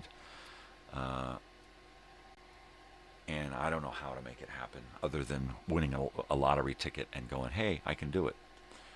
And we don't play the lottery. Every once in a while we'll go buy a couple of tickets and go, But for the most part, it's just a waste of money. So we don't. If somebody came along and said, I like the way this guy thinks, let's get him a bunch of money to do his thing, I would, in a heartbeat, right? In a heartbeat, I would do that. Create some kind of experiment, right? What if we all pull together and live like this? That's a commune, man. No, yes and no. You know, a support family is kind of like a commune. It is communal living, but it's not a commune. Everybody has their own and takes care of themselves while at the same time helping out and contributing, right? So that at some point they can come in, they can get their shit together, they can help out each other, and then they can decide, okay, well, I'm going to get married now and move on. You know, or I'm going to, you know, my husband and I are deciding we're going to have kids. So we're gonna move out and get a house. We're gonna be down the road. We're gonna help out the farm, whatever, you know. However it works, as long as there are people helping people, and helping each other, and helping the animals, and helping the planet, it works, it pays off. And figure out a way for people to come in, sign on, and help out, and grow and move on, or grow and stay. Totally. You know?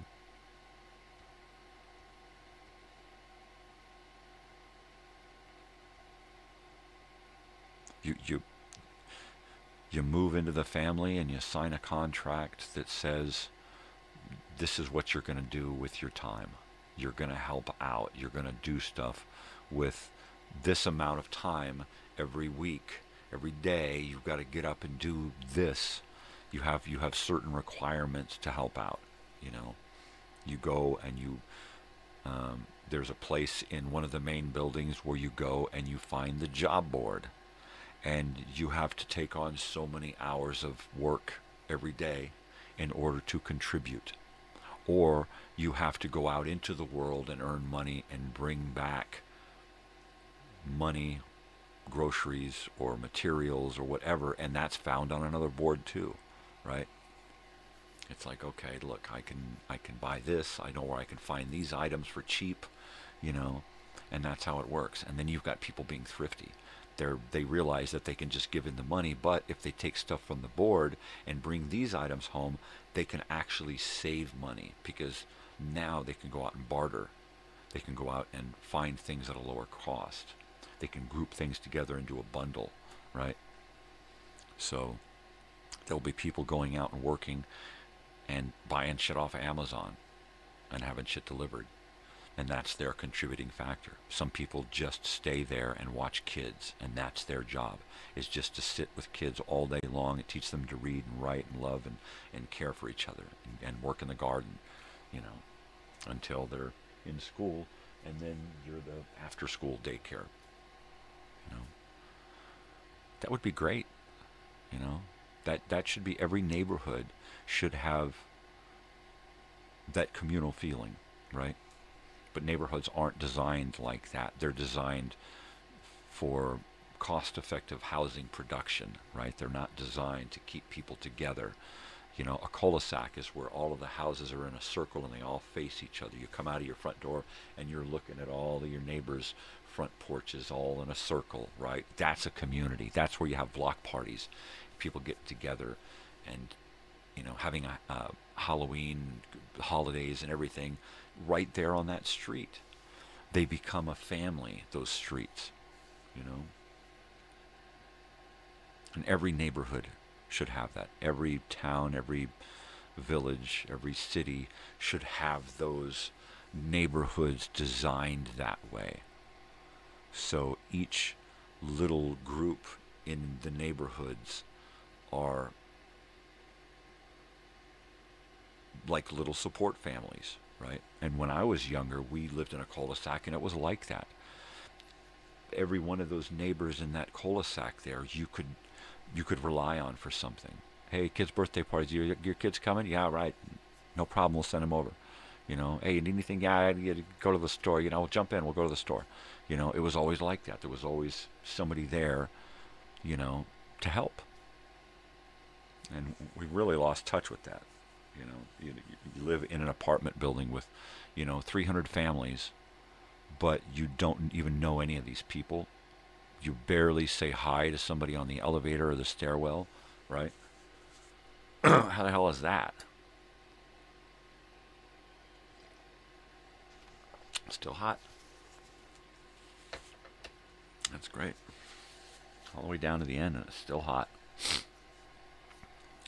Hour and 15 minutes, and my coffee is still hot. That's great. It's great. So that would be one of my dreams, would be to have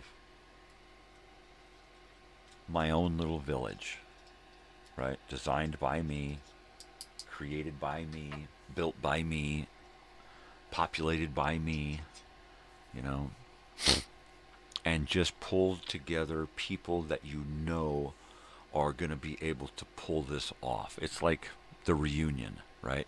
At some point, I'm going to be putting on the captain's hat, and I'm going to start finding my mates. Here's my first mate, my second mate. All right, here's the crew. Pardon me. And this is what I need to do with these people. How did that sound? Did that hurt? So there we go. At some point, I'm just going to have to be that guy. It'll be after I get my teeth so that I can feel confident being that guy. But that guy I'll have to be. And that's going to be the same thing. Pulling everybody together, getting everybody on board with the same thing, and going in the same direction, and people gathering to the same list of items that we need. Yeah. Totally.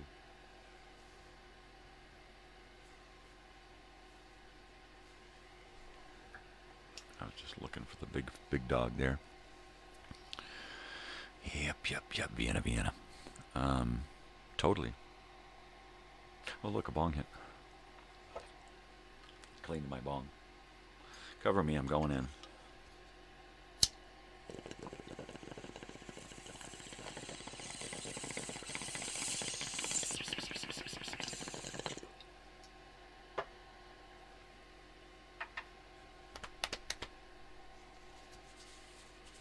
So no more video time machines for a while. That also is going on hiatus so that I can kind of circle the horses, circle the wagons, kind of get... I want to start a season 2. So I am going to rework the intro and the end credits. And work out my formula on a sheet, on a form, so that I can fill out the form for every episode. Okay, here's the open, and then here's the first video, the second video, and then the commercials. And then here's the next video and more commercials or movie trailers or whatever, and put it in an order. So that for me, it's easy to create every week, so that I can pump these things out on a regular basis, at least 3 a month for a year. Right? That's a lot of episodes. I don't know that that'll be an entire season. Seasons may be shorter. This season's only 15 episodes. The next season, maybe 30 episodes or 60. No. Weekly episodes. So you're looking at about 30 or 40 episodes probably for the year. I can do that. So I'm going to create files. I'm going to create files for every day. It's like, okay, here's the week. Here's this week. You go into there, and here's every day of the week in its own file. You open up the file. Here's the show. Inside that show file is any transcript that I need to copy and paste for the description. Here's the list of things that I need, any copy that I need to speak, links to videos and movie trailers and everything. Try to get away from pulling in stuff and saving it. Instead, just save a link in a file, and then I can open up that file, and while I'm doing my show, I can just click on that link, go to something, bring it up on the screen, and we can then have it there. Here's a trailer. Here's this, or here's that. Here's some photos. And then be able to finish up one show and open up the file for the next show, create that next show, and move on. I don't know how that's going to work. I'm probably going to start off with one show in a week, and then after a couple of shows, add another show, and then do 2 shows a week. And then after a while, after a few weeks, add another show and do 3 shows a week, right? And then 3 live shows, plus my morning shows, plus other videos throughout the day. I think that's kind of where it's going to be at. And I'll pick a couple of days, themed days, and focus on those, like Throwback Thursday. I want to do a Throwback Thursday show. I don't know what. A Television Tuesday show, right? Do I do a Monday movie show and do a Minecraft Monday? No. So that means that I'm going to either do a Television Tuesday or a Throwback Thursday, figuring that Wednesday is going to get the live premiere of a Video Time Machine on Wednesdays. Should I do the Video Time Machine on Throwback Thursday? Yeah. Flashback Friday, I'm going to do my nighttime nonsense and nostalgia show. That's all old music and commercials and stuff. So that's a good Flashback Friday show. Should I do that on Throwback Thursday? No. Should I do it on Old Time Radio Wednesday? Nighttime nonsense and nostalgia on Old Time Radio Wednesday. Video Time Machine on Friday. And then after my morning show on Tuesdays and Thursdays, do a show where on Throwback Thursdays, I bring in my videos and my cameras and my tape players and that kind of shit, 8 tracks. And then on Television Tuesdays, I really go into talking about TV. Maybe on Mondays, I do a little bit of Monday TV stuff. Maybe alternating Mondays we do, and then every other Tuesday, every other Monday, kind of thing. I don't know. I'm going to have to really sit here with a calendar and a pencil and an eraser and figure it out. And what I need to do is get a magnetic whiteboard that I can write on little magnetic strips my shows and sit there and shuffle them around. Right? Because I'm a hands-on, physical, gotta see it kind of guy, right? Old school.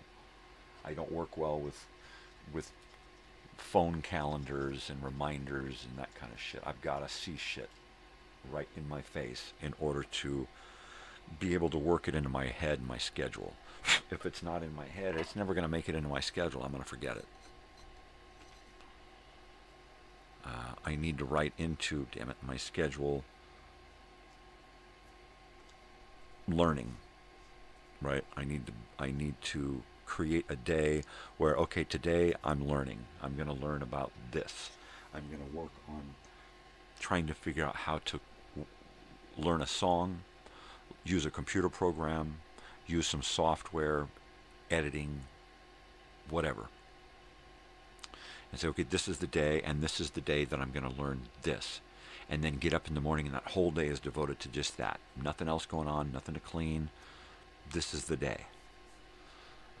And then learn that. And then give myself a test. And then, hey, I can do it. Yeah, baby. Can you dig it? Baby, can you dig your man? I think so. Yeah. So, also one of the things my wife got that I was going to bring out here this morning, but it was still on when I woke up, because I turned it on again in the middle of the night, was a sound machine, a white noise machine, right? With like 30 different sounds, songs, lullaby music, piano concertos, but thunderstorms, running water, dripping water, air, wind, fan, white noise, 3 kinds of white noise. I went to sleep during the day yesterday listening to a thunderstorm, and last night I listened to white noise that accompanied the white noise from my fan that was on, and I was listening to one white noise, but it was too high, and I was actually seeing it in my head. It was vibrating my eyeball, the light coming into my eyes. So I turned the lights back on, found a lower type white noise that sounded good with my fan white noise. And it was like, that's the tone. It was lower, it was calmer. And I put that on, and man, I slept really, really well, like I did with that thunderstorm on. I still got up every hour and a half to take a leak and had to go back to sleep, but I was asleep really quick, and I slept really good. And I actually had a little bit of REM and did a little bit of dreaming, and that was very cool. So I can't wait to see what it's going to be like tonight sleeping. Am I going to be able to get into bed earlier and get a better sleep? I hope so. Longer sleep? I definitely hope so. I've tried not drinking as much water before I go to sleep, and often I will try to not. It doesn't matter. I still get up 3 or 4 times a night in about 4 hours to take a leak. So my wife actually asked me yesterday, which she doesn't really bug me about my health too much because she knows I'm fucked. And she knows I hate doctors too. And yesterday she asked, why don't you go see the doctor? And so I threw out all my, rantings and ravings about why I don't and why I hate doctors, and why I already know what's wrong with me and all this crap. But she's right. And I should at some point, I owe it to them at some point to try to find out what's going on and see if there's something I can do. But I told her, I'm just scared. I'm just scared because I got to do this shit alone, and it's not happening to anybody but me, and I'm the one that's going to go in and get poked and prodded and have to do all of this shit.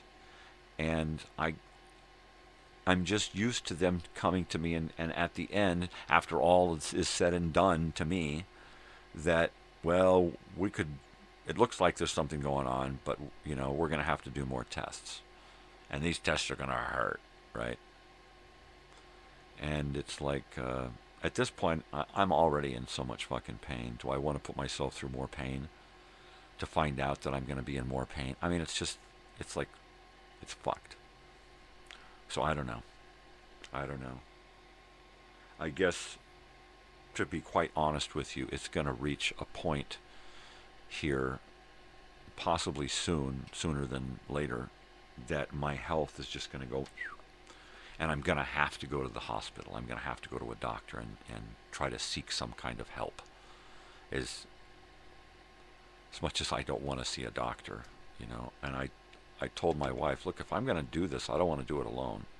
I don't want to go there and have to deal with these people, because I get really frustrated with these people and all of this shit. And I don't want to go there and scream and yell and get kicked out of a doctor's office, I don't want to do that. And I need somebody to sit with me and keep me calm, and to talk to the doctor for me, so that I'm not forced into being an asshole, because I don't want to be. I don't want to be. I'm always seen as the asshole because, I speak my mind. I don't take any shit. I don't just believe bullshit. And it often gets me in trouble, because I will call people on the bullshit. And they'll be like, how dare you call me on my bullshit? And then I'm the bad guy. I'm the asshole. He called me on my bullshit. Do you believe that? So I just don't.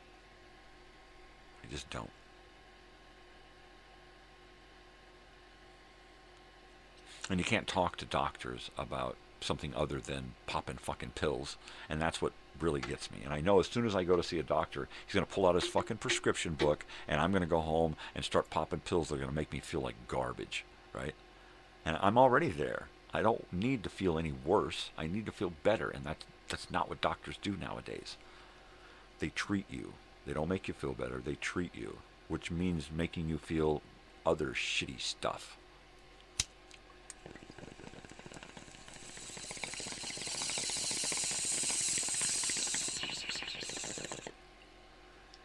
So basically, I'm going to have to go find out what's wrong with me, and then for myself research how to take care of it other than popping a shitload of pills. And is pills the only way to fucking deal with this? And if not, what do I do to take care of this? And if so, what do I do to take care of those fucking pills, right?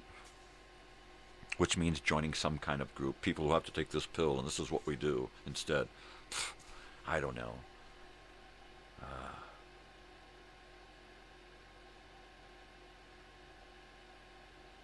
I mean, at some point, I just feel like, what is the fucking point? Why don't I just accept the fact that I'm going to die at some point? That's just the way it is, right? Everybody dies. Everybody poops. Everybody's born. They live. They die, right? And just accept that whenever my time is, that's my time. And just go about my life, and accept that at some point, whatever's wrong with me is going to take over, and they're going to have to shuffle me off to the hospital because they're not going to be able to deal with what's going on, and they're going to need some understanding on how to usher me out, right? And that sucks. But at some point, we all have to come to terms with the fact that we're going to have to put our lives and end of lives in somebody else's hand. All right, I'm not going to be able to deal with this anymore because physically I'm, going to be all shriveled up, and mentally I'm just going to be lost in a haze of fucking pain medication. So it's going to be up to you to deal with the rest of my life as best you can until I'm gone, right? And that's a horrible thought, but that's what family's for, right? Hoping that you have a family around you that's going to give a shit enough to keep you around long enough for you to have that time.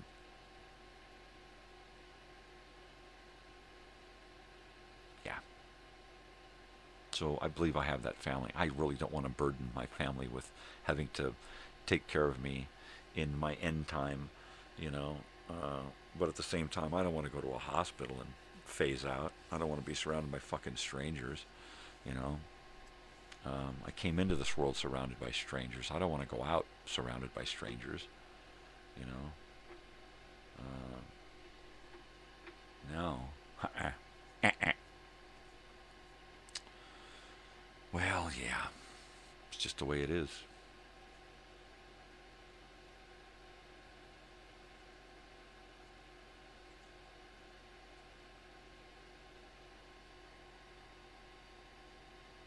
Yeah. I was just thinking back to my beginning, coming into this world, and I just, you know, thinking that my mother didn't want me when she was pregnant, and she probably did everything she could to abort me, short of a freaking coat hanger, right? She drank, she smoked cigarettes, she smoked pot, she used drugs. Yeah, she did not want me. When I was born, I knew at an early age I wasn't really wanted. Everybody in the family looked at me like some kind of freak, you know, and I was completely treated differently by my mother. She treated me like some kind of thing in the family that they had to put up with, right? So it was really, really weird as a kid. And looking back,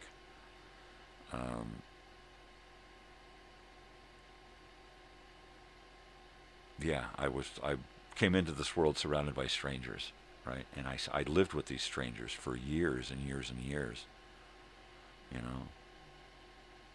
My father, I lived off and on with my father into my 20s. And it was like living with a stranger, you know, a stranger that I knew, but it was like living with a stranger, you know. I was privy to what he wanted me to know about his life and mine. Yeah, really weird. Really weird. Even growing up as a little kid, he would take me with him to do things and involve me in his life in areas where I wasn't allowed to tell the rest of the family, where don't tell anybody where we went today or what we did. And I'm like, okay, all right, why? But yeah, we would go see people and have parties and do things and go to like the nudie beach and stuff, and we would go places and do things where I just wasn't allowed to tell my brother or sister or tell my mother, especially, where we were. Where were you today?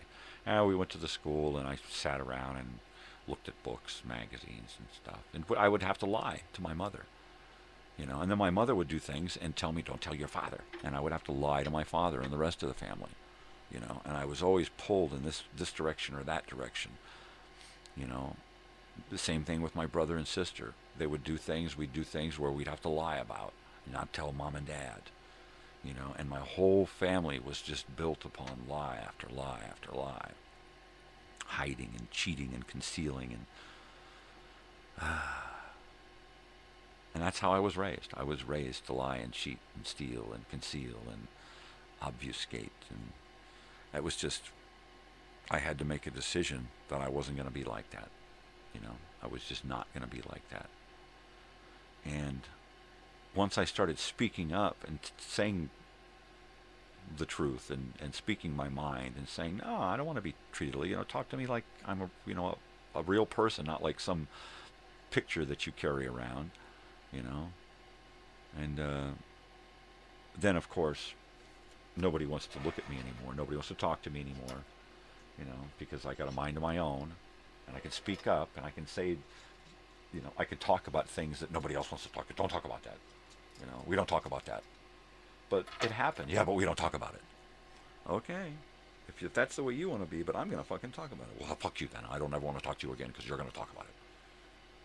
That sucks. You know, shit happens. We all do a lot of shit that we wish we hadn't done. We all do a lot of shit that we, you know, wish had never happened to us. You know, sometimes it hurts to think about and talk about. That's like most of my childhood growing up, like into my fucking teens and 20s. You know, that was my life. Shit that you don't want to talk about, you don't want to think about.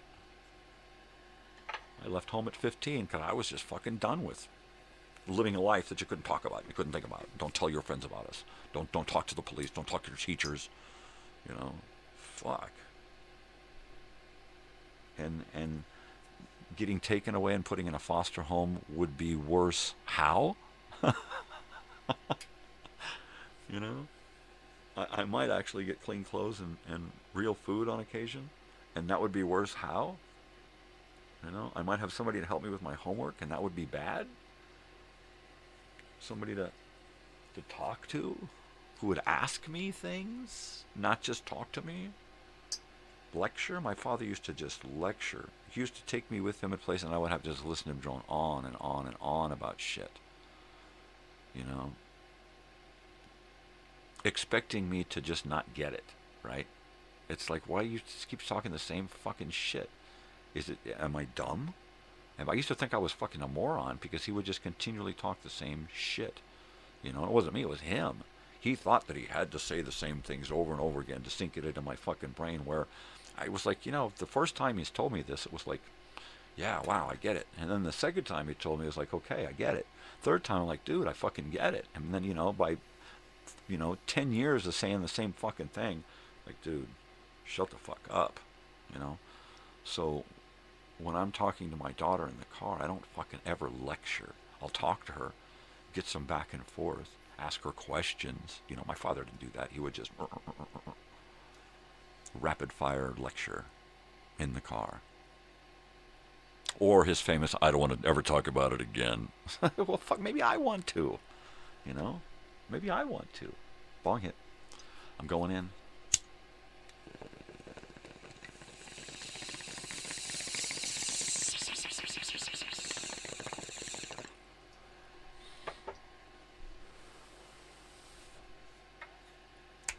Yep, going to clean a house today. The owner of two of the houses is coming into town today to clear out the garage of one house because it's going monthly. Somebody from Michigan, I think, is moving out here, and they're a regular out here. So they're finally moving out here, which is cool because we'll have more cool, creative people in town. So that's neato. That's neato, Guido. We can always use more cool people around. But I don't get to see him too often because he lives in above Los Angeles. So I probably won't get to see him too much today. He's coming out to move shit from one house to the other, which is just across our little town here, less than a mile. But I can't because I'm physically fucked. I can barely clean toilets. I've got to get somebody here to go over and help him move stuff. As I listen to the bones creak and the glass in my neck crunch, right? I'd love to be able to hang out with him for a couple of hours and move stuff and talk and do things and talk about other things. And I just can't. I don't even have it in me. You know, I'm hoping that I can talk to him for a couple of minutes and say hi and maybe get him to take pictures of stuff, you know, and figure out what's, you know, these things here. Give me a price on these things. So when we do the yard sale in the spring, the garage sale, we'll know what's what, you know, and maybe it's just a matter of, okay, we've got all these washers and dryers that are iffy, you know, let's figure them out and just get rid of them, you know. What would be really nice is if we could off a bunch of this shit and put it together in a collection and buy new machines, brand new machines, because these washer and dryer machines, they're used when we get them, and then after a while of using them, you know, they just start to crap out. One of them is making a lot of kalunka noises, you know, and I'm afraid that it's going to just stop working, and the heating coil is going to keep heating while it's sitting still or something. Yeah. So, that reminds me, we need to,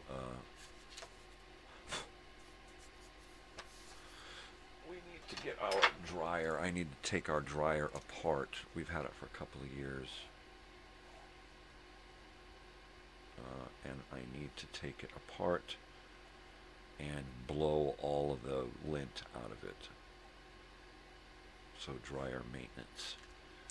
So we need to do that. And then, that ceiling light, we need to do that today too if we can. My wife has been asking for it. And we need to get it done. If I can, I don't know, get on some kind of better schedule, I know that I can get more done, and I need to get more done here at home. There's a lot of shit that I need to do.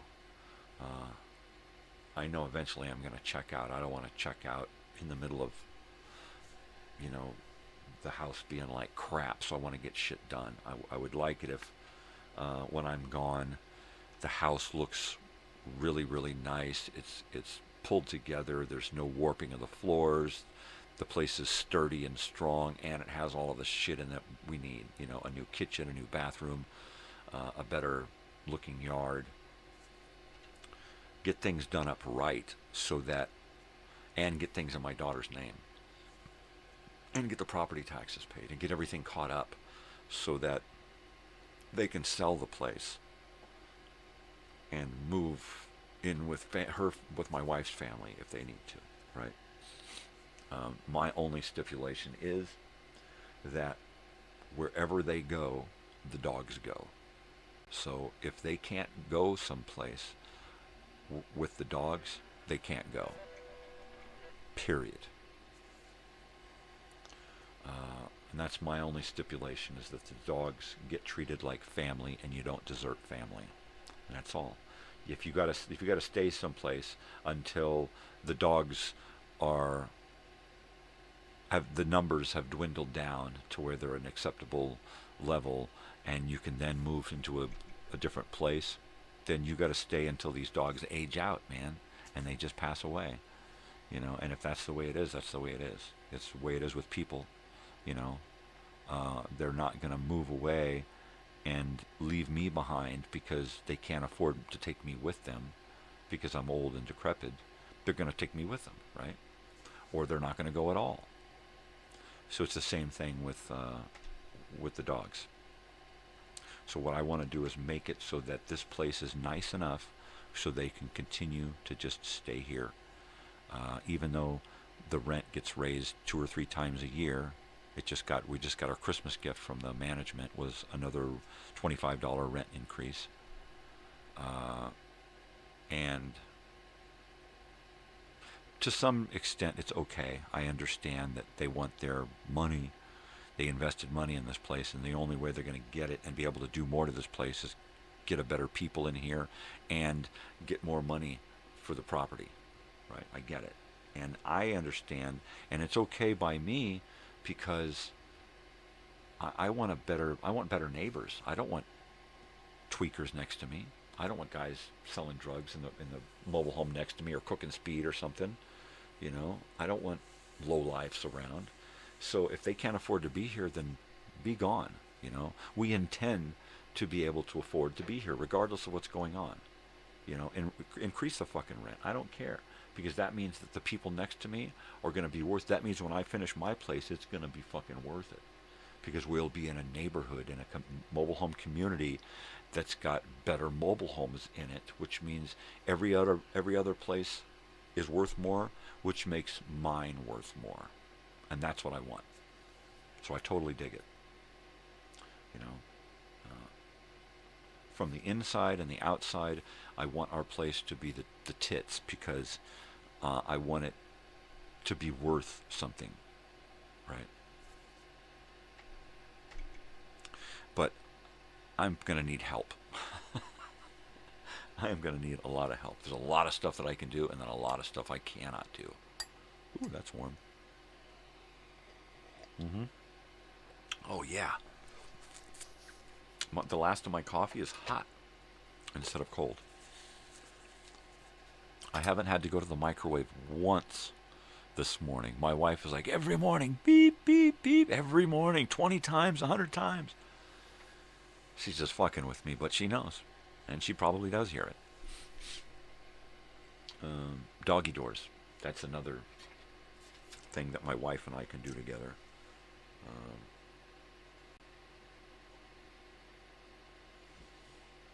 And that's something that we can do now, and we can fabricate a lot of the stuff without having to buy things. Do a lot of fabrication. Create the door frames to fit the door size at the right height, frame it all in the door, and then build a frame around it, and then build the flaps and everything, and just do everything. You know, I think the only thing we'll need to do is go out and buy a runner rug to replace the yoga mat that's on the floor at the foot of our bed that the dogs use for traction to get up, to jump up. So we're just going to get a nice little Persian throw rug that's a runner and put it there, and then we'll cut up that yoga mat into long strips, the right width for a doggy door. And then because we're dividing rooms with that doggy door, I'm going to want multiple flaps of stuff hanging as a sound barrier. That's it. So that it doesn't sound louder through the hole. You know, I don't want my daughter to think that people are listening to what she's saying or can hear things that are going on in her room. So I want to put enough flaps as sound insulation in there, and buffer that so when the dogs are passing through, all of these flaps hang down in front of each other, and quash that sound. I don't want to hear her video games and music coming through the door, right? So if I had the money, I might actually go out and buy her a new door and then cut the doggy door into it, and then get an insulated door, you know,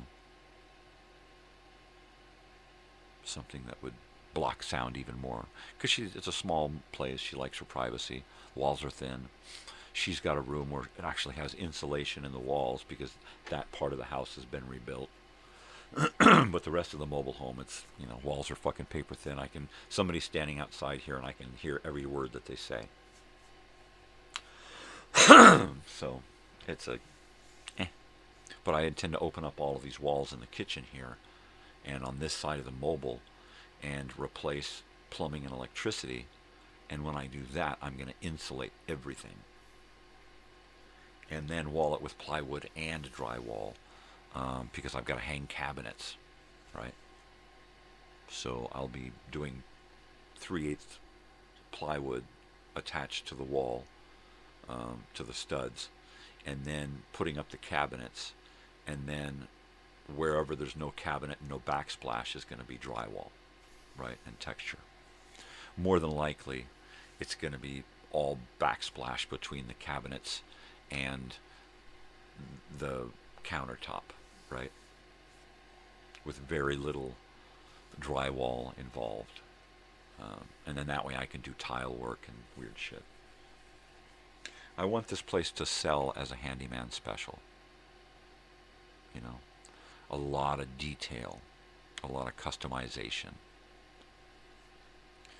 and set up for somebody with little dogs, you know, because this is mainly, it's probably going to switch to 55 and older at some point, so they keep older people in here and keep it from being overrun with younger people and parties and that kind of shit.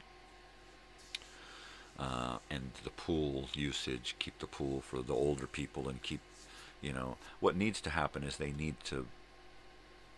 need a wall and a fence around this place, and a locking gate, you know, a coded gate to get in and out of this place. Because right now, a lot of people come in all year long for the pool. You know, use the local public bathroom and the washer and dryer and stuff. So we get a lot of transient activity. And I'd love it if we could accommodate a lot of different people, but we just can't, you know. So we really need, you know, a locking gate at one end and a locking gate at the other end, so people can come in and go out, come in and go out. You know, or come in and go out from that side, and come in and go out from this side. You know, keep one gate locked up so that you only have to have, you know, 2 working coded gates. That would be great, you know. But that costs money. You know, I'd be willing to pool together with all the neighbors to get mailboxes here if they could just make this a permanent mobile home park and no overnighters. Then we could get our mail delivered here. As it is now, we pay over $200, almost $250 a year to have a post office box out here, because that price is outrageous. Yeah.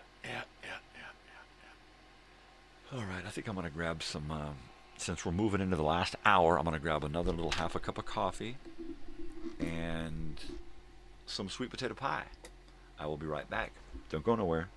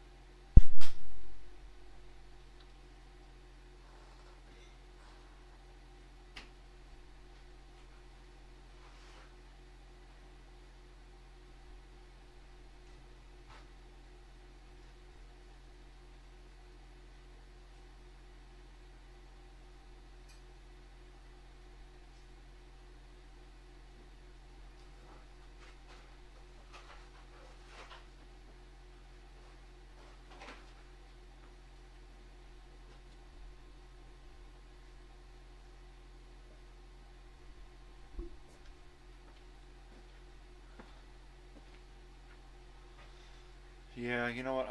I try to make it a point never to eat the last piece of anything, no matter what the hell it is. It's one of those fat guy things. It's one of those things that I kind of try to talk myself into. Look, only the fat guy is what I would tell myself. Only the fat guy is the one who eats the last piece, right? So when I was big. And so I made it a rule not to eat the last cookie or the last stack of cookies, or not to eat the last piece of pie or pizza or the last piece of chicken or whatever. I would just, like, that's it. I'm done. And then I wouldn't eat anything else until somebody had eaten that, right? Kind of a thing. And so I got into this weird habit. But since my daughter doesn't like the sweet potato pie, and my wife agreed with me that it's got too much nutmeg. She took one bite and went, "It's got too much nutmeg." And I went, or is it allspice? So, that being said, I'm going to eat the last piece of sweet potato pie. It's real creamy, mushy.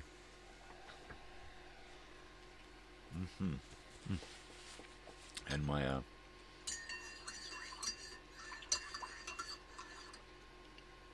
I added a little bit of creamer to the hot coffee, and the hot coffee that was in here. And it didn't get cold. And it's sweet enough. So, back on the cooker you go. And I haven't had to use the microwave But once this morning, when I made my cup of coffee and it got really cold because I added a bunch of creamer, and I got it real hot, and that was it. I haven't had to. So now I know that if the coffee's hot and I just add my creamer, mix it up, bring it in and put it on this, it'll heat it up the rest of the way. Nice.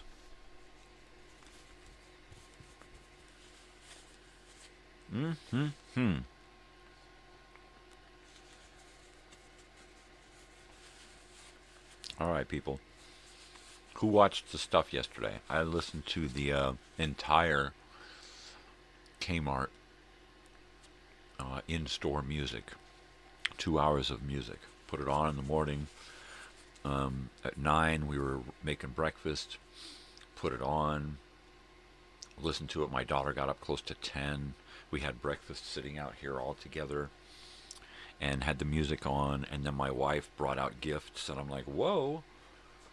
And my daughter and I sat there and got overwhelmed with niceties from Mom.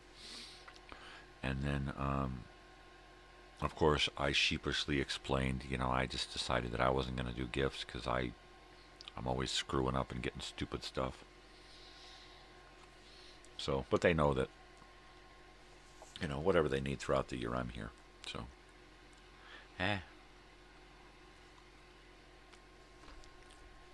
that's my story, and I'm sticking to it.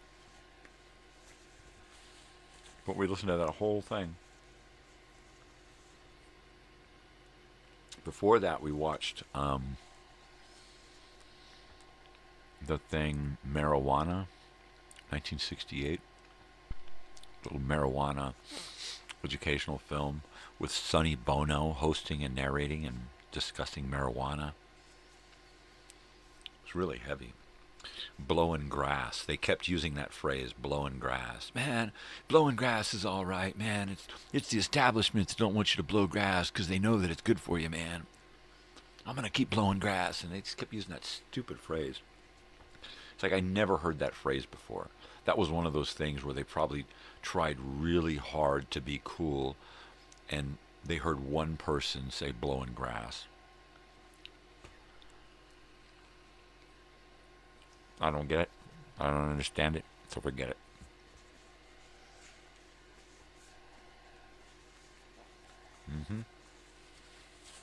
But my channel is like that. It's filled with all kinds of shows that I haven't seen.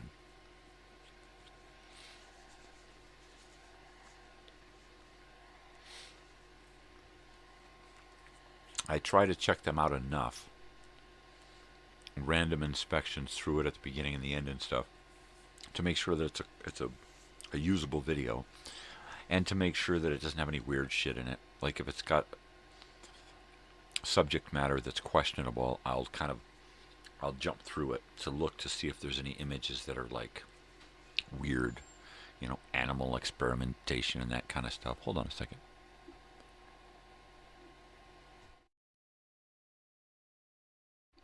Okay.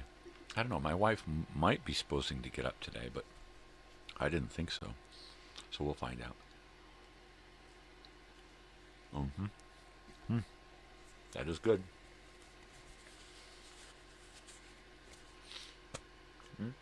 Man, it's 7 o'clock. So because I've had to push things around, next week is going to be my last week doing live stuff for a little while. I'll probably be off for the rest of January. But next week, I won't be here. Oh, next week I'll be here. The following week, on the 6th, I will not be here. So there you go.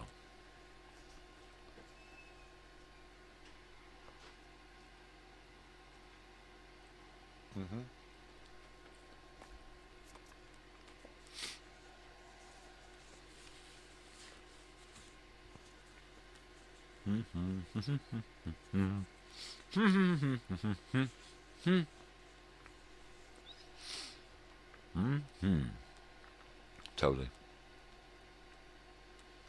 That's good pie.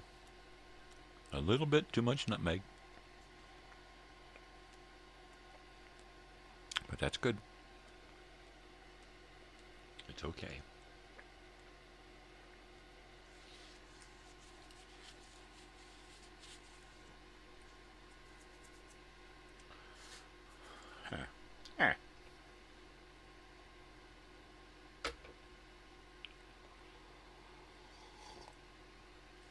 That's hot. I love it. I love it. Okay, so what are we trying to do today?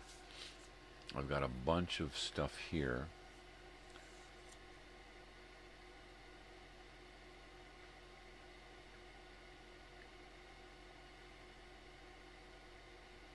Okay. None of that is super important.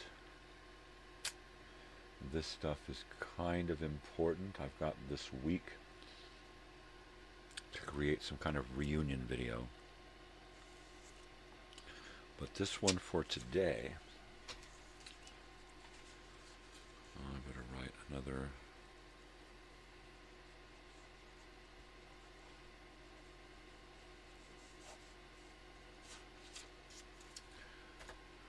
Gotta work on that reunion video thing.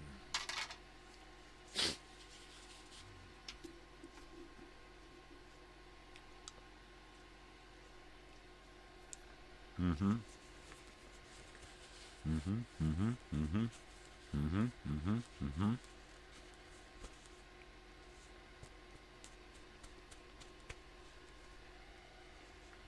Gotta do it.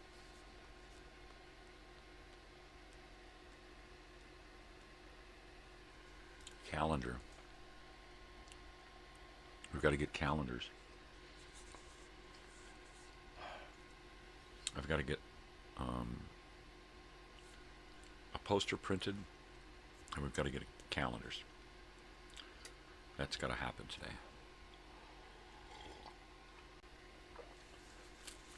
Let's see. I've got to get the poster printed today in case I've got to wait until tomorrow to pick it up or some shit, right?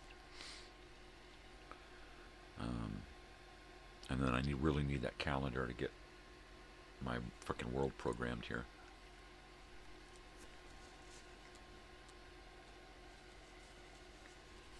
Mm. Mm.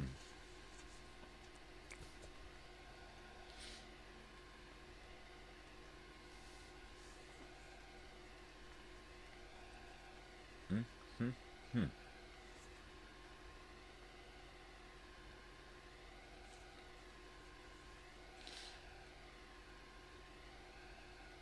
It looks like this morning I am going to be uploading 7 old-time radio shows.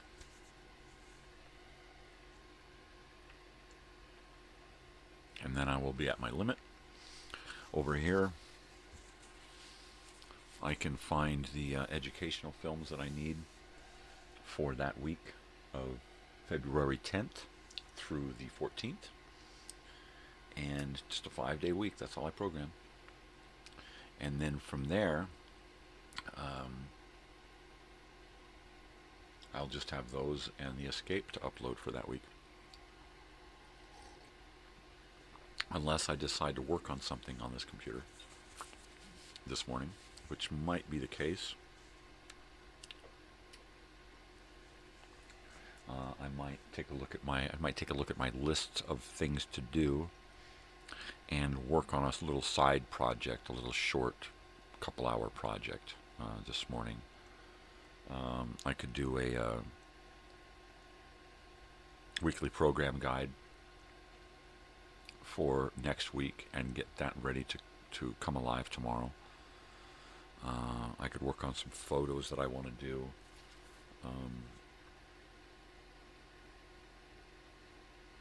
Yeah, try to get some things done here on the computer. While things are uploading. The uploads that I do on this computer usually they're smaller uploads, so they usually take 15 to 30 minutes to upload onto YouTube.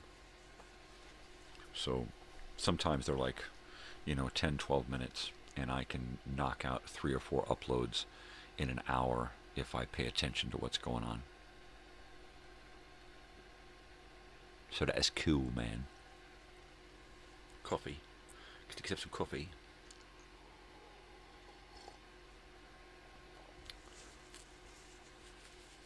And we're going to go out and clean a house. So I've got to be geared up to do that.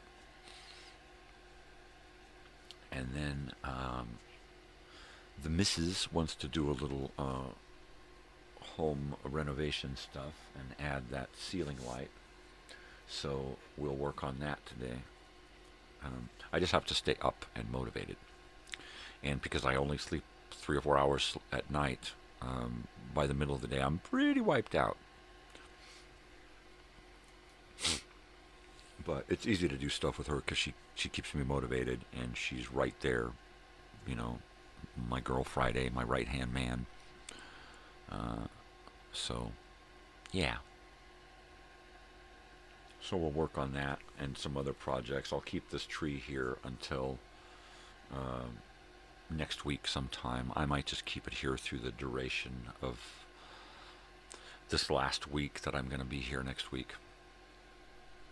Because I like it in the picture. It's pretty, you know, colorful. It's pretty colorful. Totally.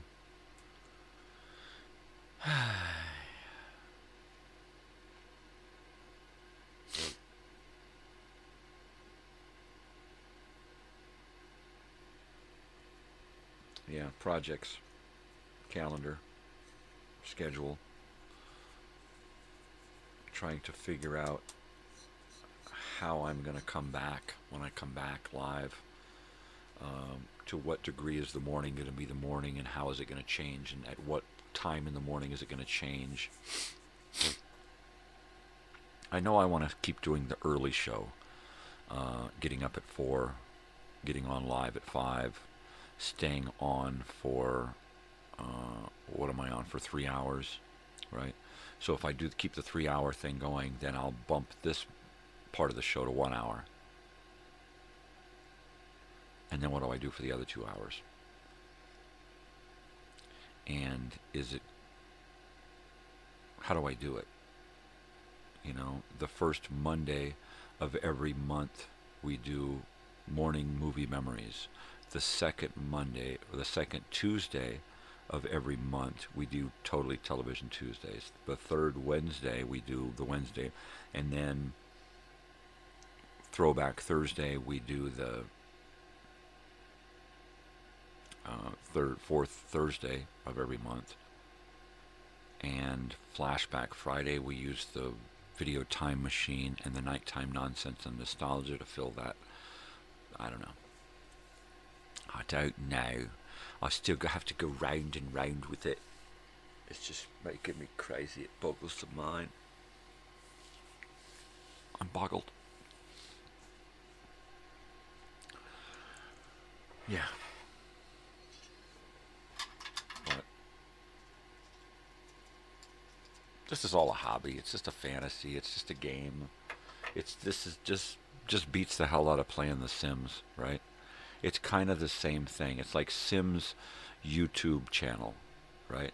I am a guy who sits and creates stuff because I imagine myself to be a TV station programmer guy. It's like I'm my own Ted Turner, right? And this is my station, and I do some original stuff and a whole bunch of borrowed shit. We'll have everything syndicated for the first couple of years. Pardon me. But I'm just spinning my wheels here, keeping my brain busy, doing stuff, keeping a personal log, and trying to answer a lot of questions on the inside and explore a lot of shit on the outside too. And share a lot of the stuff that I enjoy. That's been a whole big part of this last year. Yeah, with the radio shows and the ed films and the different TV and movie stuff. I think it's time we kick it up a notch and do something different. So yeah, coming back should be a lot of fun. It should be new and different and challenging again. Not so humdrum like the morning show is. Don't get me wrong, I love the morning show. This is my life here. I've been doing this for a year now, a little over a year now. Every morning, 5 days a week, just about. I've only been off a few weeks. And then the odd day that I'm not here. But it's like just a part of who I am now. You know, I never thought that I would be like this. I always thought that it would be interesting to be a person who could do something like this. I never thought that I could be that person. Right? Just get out there and talk. That's all you got to do, right? Yeah. Suffering from depression my whole life. Suffering, right? It sounds so horrible. It is. Yeah, like this guy could ever do something like this. Oh my God, I'm doing it.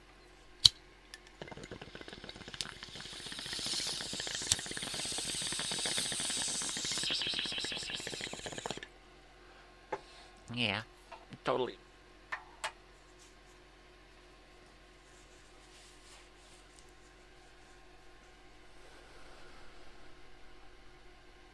Totally. I'm doing it. So let's see what else I can do. Now that I'm really getting pretty good at editing and putting video ideas together and picking out the right elements for a video, I need to kick it up a notch. I need to bump it up and start doing those projects that I really, really want to do, right? And start keeping track of stuff. What those things that I really, really want to do. What are those things, you know? Documentary.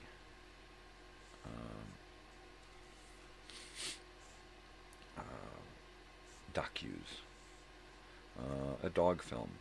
Or dog film / series. Okay? Now, those are things I want to do. Commercials. I want to make my own commercials. New, vintage, and retro. Real and not real. Fake and also real stuff.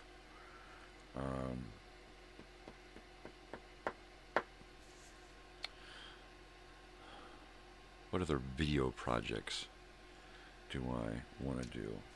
Music videos.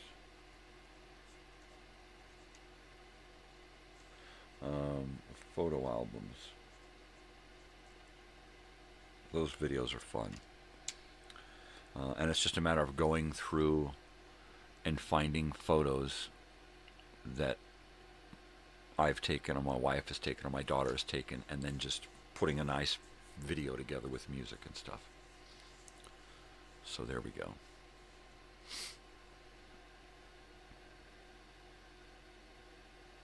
Yeah, man.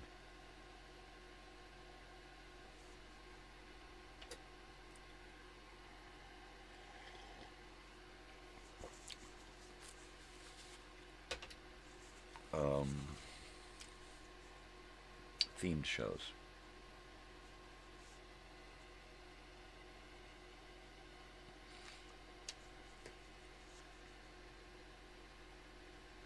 Yeah. Funny videos. I know I can be funny.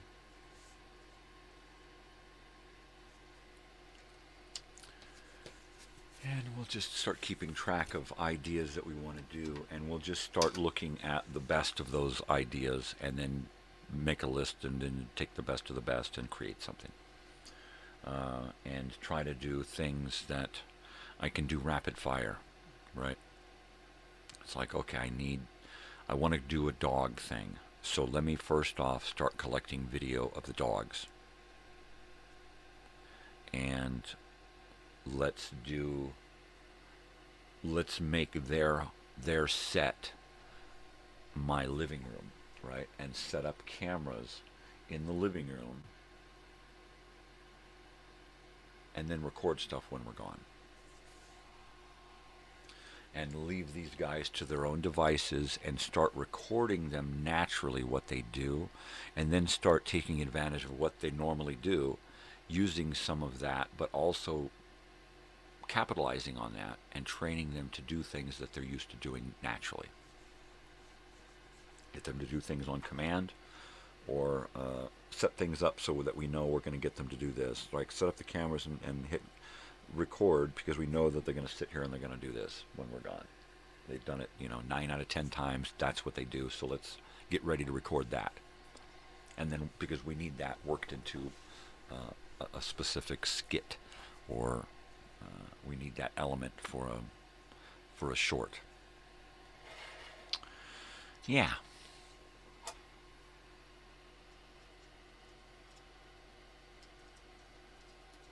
I could totally dig that.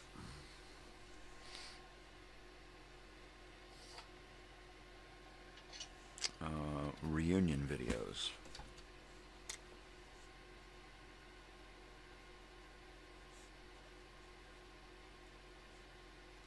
Those are important. And then so I'll run through this list and I'll just start numbering stuff and putting stars next to the important numbers. And then pick up a calendar today or tomorrow and get my schedule out here, working with the schedule in there, so that I know the days that I can fully devote to this stuff here, right? And then once my daughter gets back to her next semester of classes, I can have my days set up to accommodate both schedules and this schedule, right? Because that's pretty much what I'm doing. And then so that'll be like my daily thing, and then my weekly thing will be what's going on every week in studio and in life, and then plan my schedule so that I can take the time off to do the things I need to do, whether it's here or out in the world, or like I got to go to Arizona and take this dog to the university out there and try to get her taken care of. So that means taking care of the van, which means scheduling in that and maybe some extra work to help deal with that. So it just, everything gets compounded. But if I can plan things out and get it set up on a schedule so I'm not overwhelmed from day to day, but scheduled so that I take little bites, little baby steps every day, right? Like, okay, if I work on this a little bit and I work on that a little bit and then work on this and then knock that out, that's easier to deal with rather than being overwhelmed with, I've got 100 things to do and a short time to do it and nothing is planned out. No, I can't live like that. I can't live like that. Nothing gets done. So, yeah. Calendar.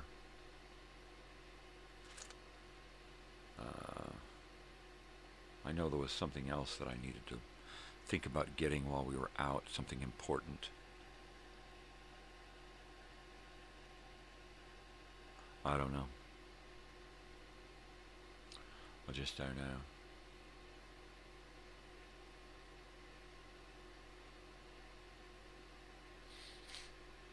Yeah, I think, well, I've still got a camera set up aiming into that room. So I think what I'll do is get that room looking picture perfect.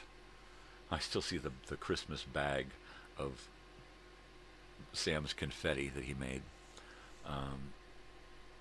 But I want to get that room looking good, straightened up, and then get,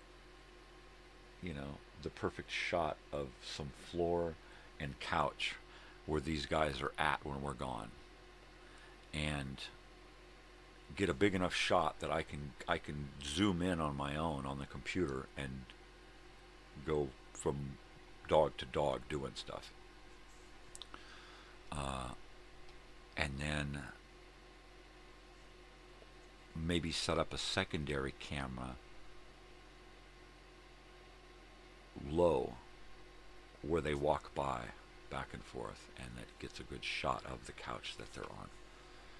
That might be good too, so that I've got two things recording of the same event, right? So in case they do something brilliant, I've got it from a couple of angles. And if they start something here, I've at least got them continuing it at some point. Because they're always wearing the same clothes, so it's easy to edit shit together, right? They don't wear collars in at home because of the way they play. I can't afford them to get their arms and fingernails and stuff caught on collars and sweaters and stuff when we're gone, so they stay naked when we're gone. This has happened before where they've gotten hooked up onto each other and have been in pain, and it's like, oh my God, if this had happened when we were gone, somebody would have killed somebody. So they only put on their clothes when we leave the house, leave the yard. And because there's no way for them to get out into the world, we're okay for them being naked at home.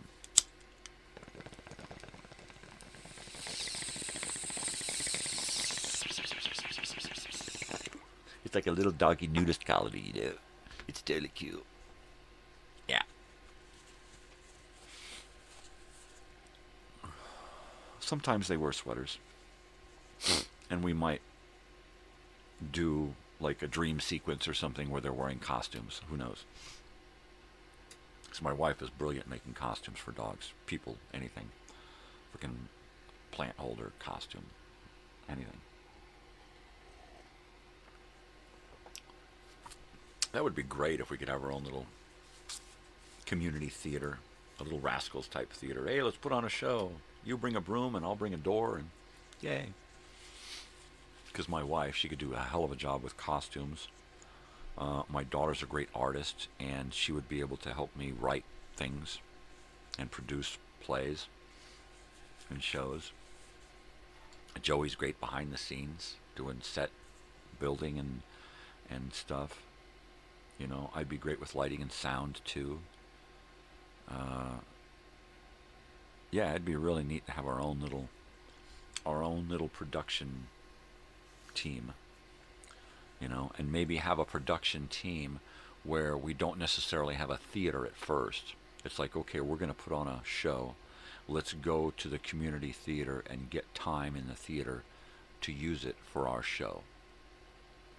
Right? And then we practice and rehearse and create and build, and then eventually we start going to the theater and start doing dress rehearsals and set rehearsals and that kind of stuff, and then pull it off.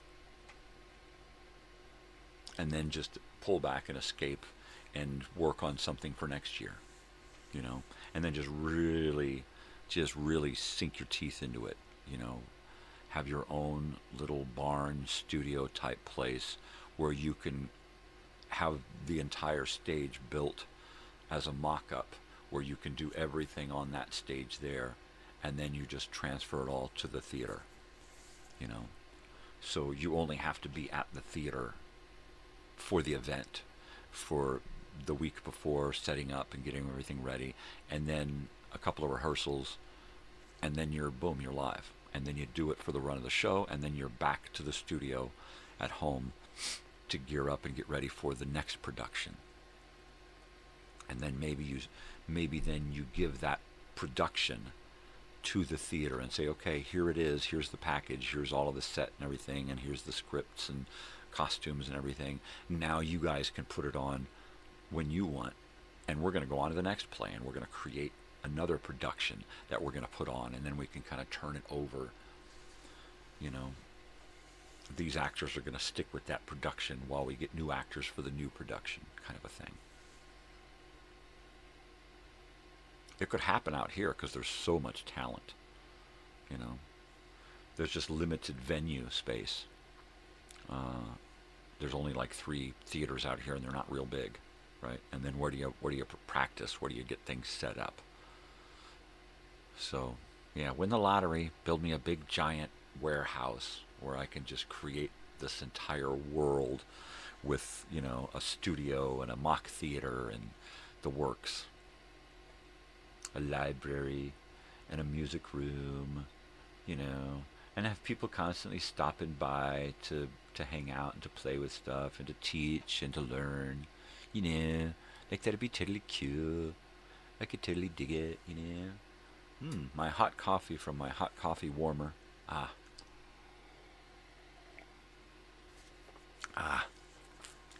This cup has been in the microwave once this morning. That was it. When I first put the cup together, creamed it up, mixed it, stuck it in the microwave. And then from then on, it's been sitting on this warmer, and it's just hot. It works. Yeah. So, what is everybody else doing today? We're going to go clean a house. We're going to, and then do a bunch of shit around our house. We've got a light to do. We've got doggy doors to do. We've got dryer maintenance to do. That right there should keep us busy the next day or two. So, depending on what it is that we're doing throughout the day, right? The next couple of hours here, sitting here this morning, I'm going to be trying to get everything programmed that I can get programmed. If I can get 7 videos programmed, I'm good for today. And then if I can come back this evening and do a couple more, I'm good to go. I may just keep it in the mornings, just upload as many as I can in the mornings, then just call it good. And then in the evenings, work on videos and stuff. And then if I create something that I want to upload, I've got the ability to upload because I haven't run myself out of upload time. Yeah, but that's okay. It keeps me from doing too much, because I'll get carried away. I'll be up till, until I got to be here again. And I can't do that. I'll sleep all day while I'm uploading shit all fucking night long. And I just cannot do that. So I got a governor. It's a cap on how much stuff I can do, and it keeps me from doing too much. So I'm not going to remove that cap right now. At some point I may, when I'm able to create a lot of stuff and upload a lot of stuff really quick, then I may do something like that. If I've got a desktop computer and shit going out from there, that's going to happen a lot faster. And if that's going on, and I can spend the same amount of time doing more work, then I'll probably remove that cap. Or at least raise it up a little bit. Right? Right. Oh my God. Oh my God. Totally. But this is what I do. I sit here and I blah, blah, blah all morning, and then I cogitate some kind of understanding of what I'm going to do during the day, and then I spend most of the day procrastinating. A lot of the times I will get shit done, but yeah, I love it when I have a really good day and I get a lot of shit ticked off of my list, Then I'm feeling like, wow, I did something. Yay. Lately, not so much.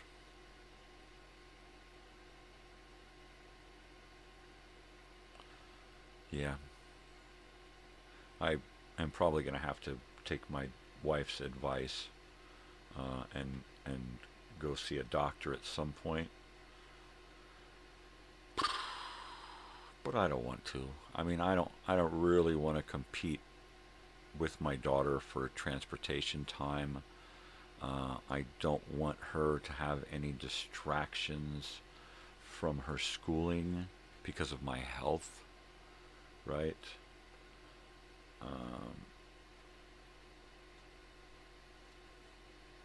Yeah.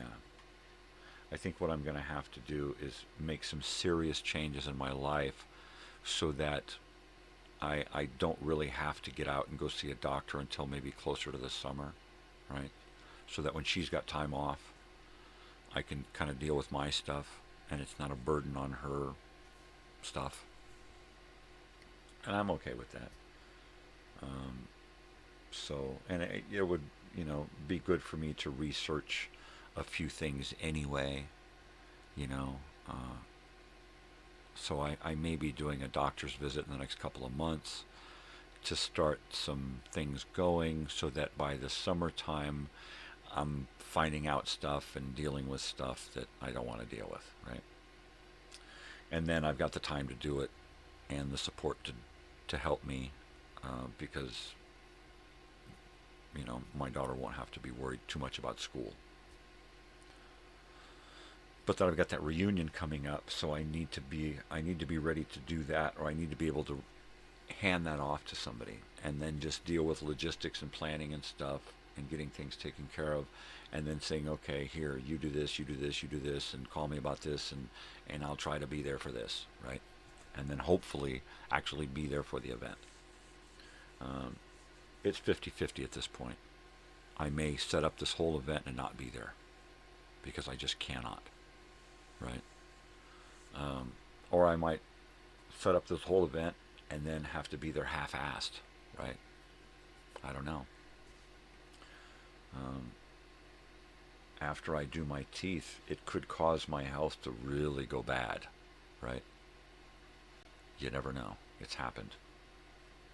Some people, that's just the way it works. Other people, nothing changes. Just some of their eating habits, that's it. So I need to change my eating habits. So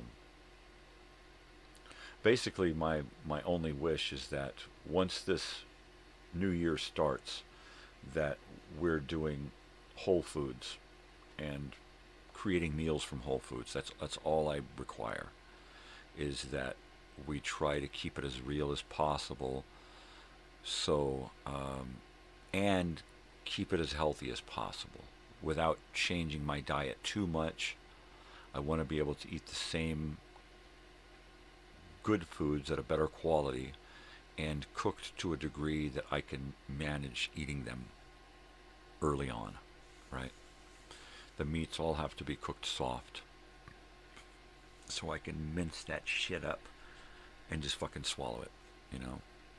Otherwise, my health is, if I have to eat crap, then my health is going to really suffer once I have my teeth removed.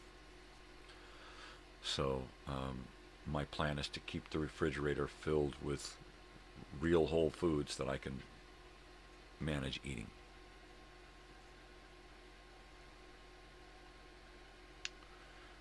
And make a lot of shit from scratch, from real food. Because if I don't, I feel like I'm going to be dead in 3 months, right? Especially after you take my teeth away, and now my foods are limited even more. Oh man. Yeah. So something's got to change, something's got to give. And it has to be a household-wide thing. It can't be just me or it'll never work. You know, everybody's got to change. We all have to do what's best for everybody, even if it's, you know, important for just one person to do it now, because at some point everybody's going to have to think that way. So let's just all jump on and start, you know, a new way of doing stuff. And, you know, even if that's one of the only things that I can do positively to help, you know, to pass on some kind of positive existence message, you know, just that change, if that's enough, that'll, you know, make people else healthier and live longer. It may not help me to the degree that I need it, but if it helps everybody else, then it should be done, you know. So we should all make a change together for the sake of everyone, you know. And that change pretty much should start with the food, with the diet, you know. Let's get some appliances that help us cook foods differently, healthier, you know, so that we don't have to rely on the old-fashioned methods of frying and especially frying, right? Immersion in oil and in grease and stuff is not really good. And then you have to consider the foods that you're cooking, you know, and cooking with. And those have to be better and healthier and more organic and less poison and that kind of shit. So we really have to take a closer look at what we're eating and why and what is it doing for us, you know. So taking older recipes and cookbooks and then taking newer ways of cooking and kind of figuring out how to combine the two so that we still get the stuff that we like, the stuff that we enjoy, but we're just doing it in a better way so it's healthier. You know, that's all. That's all it takes. Introduce the things back into the diet that are supposed to be there naturally, you know, but they get processed out. And then pretty soon it looks good on the label, but it's just nothing like it is naturally, right? Yeah, that's a new. So, you know, change is good. And the beginning of the year, while I hate New Year's resolutions and that phrase, the beginning of the year is the best time to make a big change in your life. I just, you know, it's a life change. Do life-changing things, whether it's at the beginning of the year, the beginning of the week, the beginning of the month, on your birthday, on a specific holiday or day. Well, today we're making a change. We're going to plant more trees on Arbor Day. Now we're going to make a change. For the rest of our lives, we're going to plant trees. Great, do that. So, yeah, pick a day, pick a change, pick a positive direction, and mark it on your calendar and then go for it, you know. I guess everything on my calendar is going to be a series of changes and decisions and steps along a certain path. And it's mainly the path of getting old, decrepit, aged, and infirmed. And it ain't fun, you know. It ain't fun at all. And while everybody around you is all normal and everything's fine in their lives and they have their normal little aches and pains and stuff, you are constantly bombarded with, oh my God, am I really still alive? Oh, how can anyone feel this miserable and still be fucking breathing? I shuffle around this house like a fucking zombie. Literally, I can barely move. I'll get up, and for some oddball reason, this other thing will start fucking hurting, right? And I get it. I got a horrible diet. I've had a horrible diet my whole life. While I really, really try to eat good, I wind up eating like crap most of the time. You know, and then I have these bursts of, hey, we should eat healthy. And that needs to change for reals. You know, it needs to happen permanently. And that's a hard thing to do when you're so used to eating certain things. You know, how do you make that change?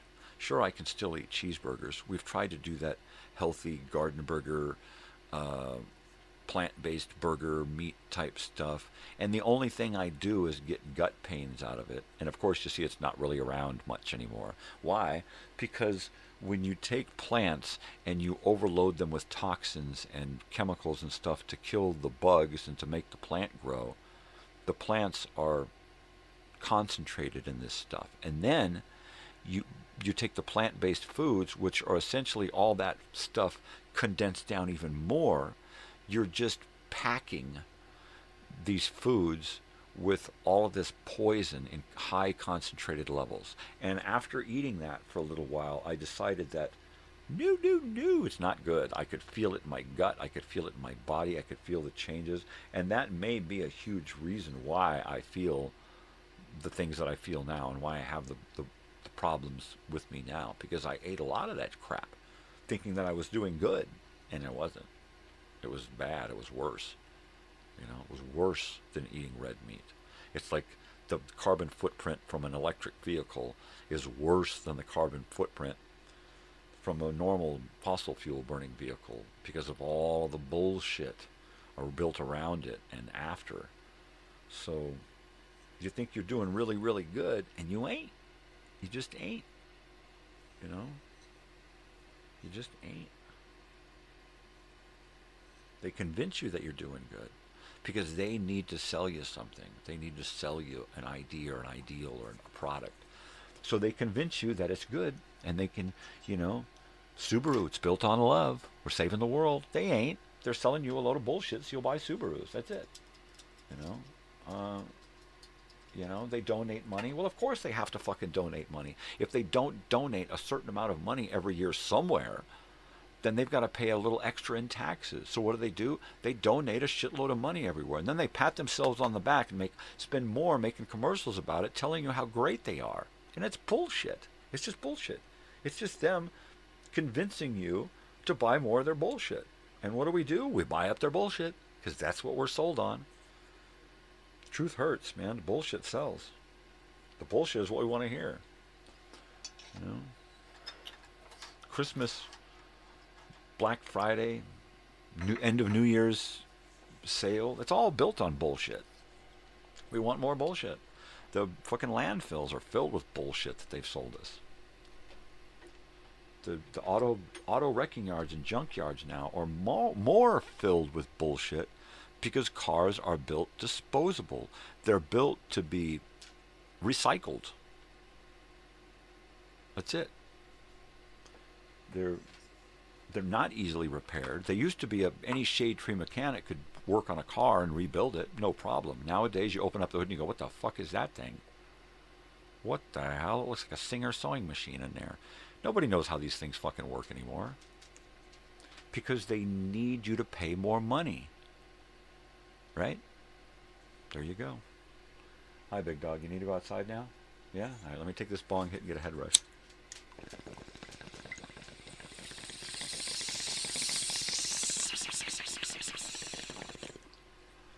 So what do? Buy more bullshit. Go along with the bullshit. Get yourself led down bullshit road. I'm trying to find a way back from bullshit road. I'm stuck in bullshit country, and I don't know the fuck how to get out. And that's what I've been doing. I've been moving back to the past because there's less bullshit back there. You know, there's more truth. There's more reality. Nowadays, you don't know what the fuck is real. It used to be, hey man, if you want to prove it to me, show me the video, man. Show me the truth. And now you can't even believe the video. You want to go outside? You want to go outside? Okay. All right, I'll be right back. Okay, come on, baby.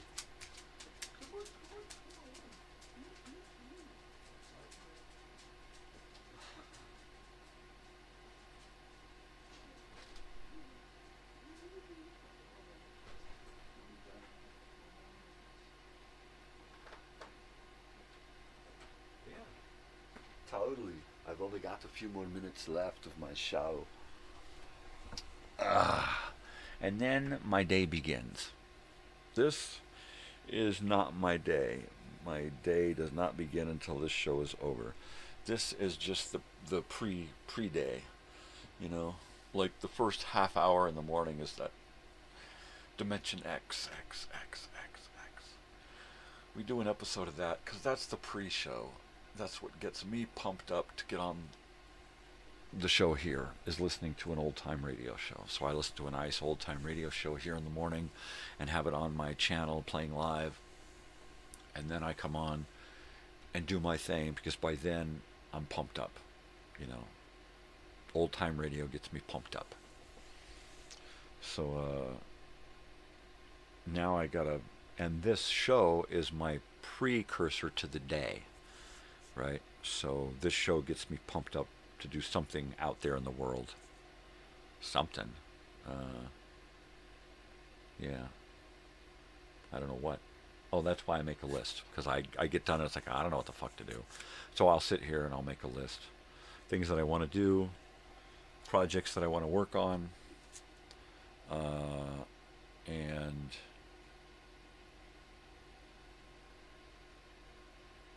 doc use,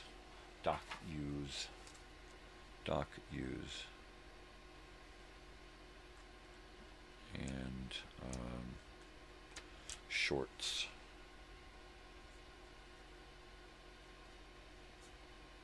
Okay. Yeah, I need to get into making little short films, and I need to start using all of the a lot of the elements that I gather up to put on my channel, the education films and that kind of stuff. I need to start finding pieces of those that I can use for my other stuff. Background footage, stock footage, themed stock footage, you know, nature stuff, city stuff, and kind of, you know, build a base of stuff that I can use. Yeah, man, I love that shirt. That is such a great shirt. I used to draw this in high school. And this looks, it seems to me this looks a little different, but it's probably the same. It's just a really good line drawing, black and white line drawing of Number of the Beast. And it was shirts like this and things that I would wear as a kid, as a teenager, that would give people the impression that I was some kind of devil worshiper, you know, or metalhead or something. And I just wasn't. I mean, I really liked Iron Maiden for the music, but just as much I loved it for the artwork. I could sit and look at the album covers for hours, you know, and then sit there with a pencil and recreate a bunch of this stuff, just from eye, you know, just looking at the thing and just recreating it.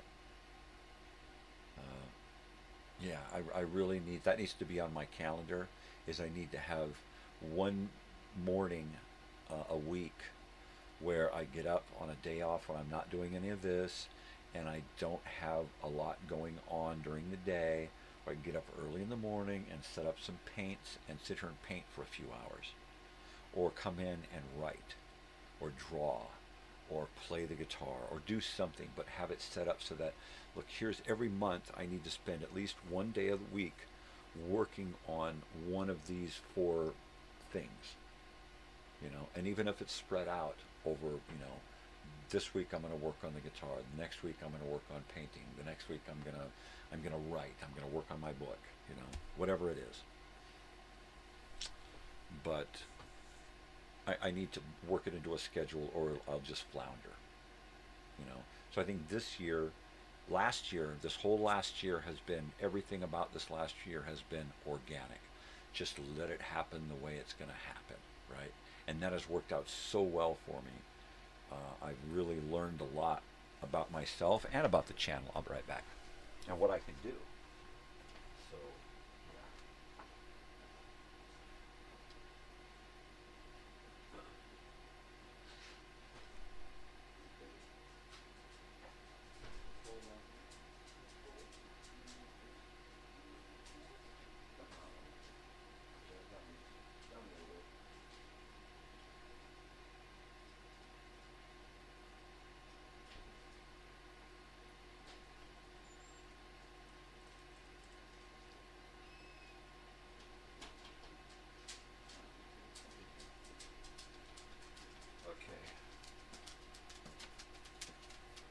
So, yeah, this whole last year has been all about organic. Come up with an idea and just kind of let it happen and see what happens with it. I think this coming year, it's going to be more structured.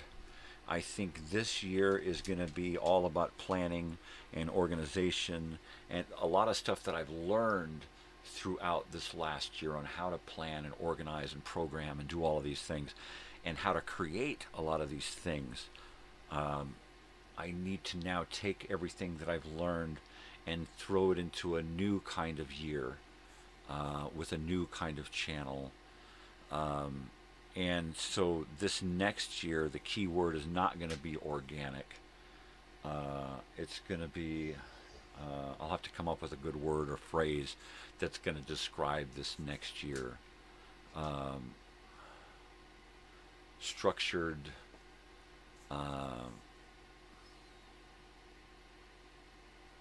something that ties it, the organic, you know, with something structured and created and planned.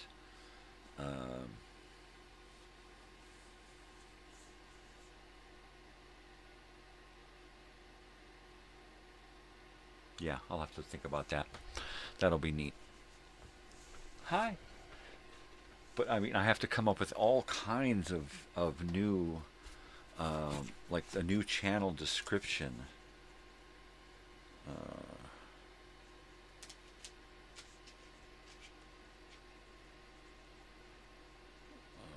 Video and videos.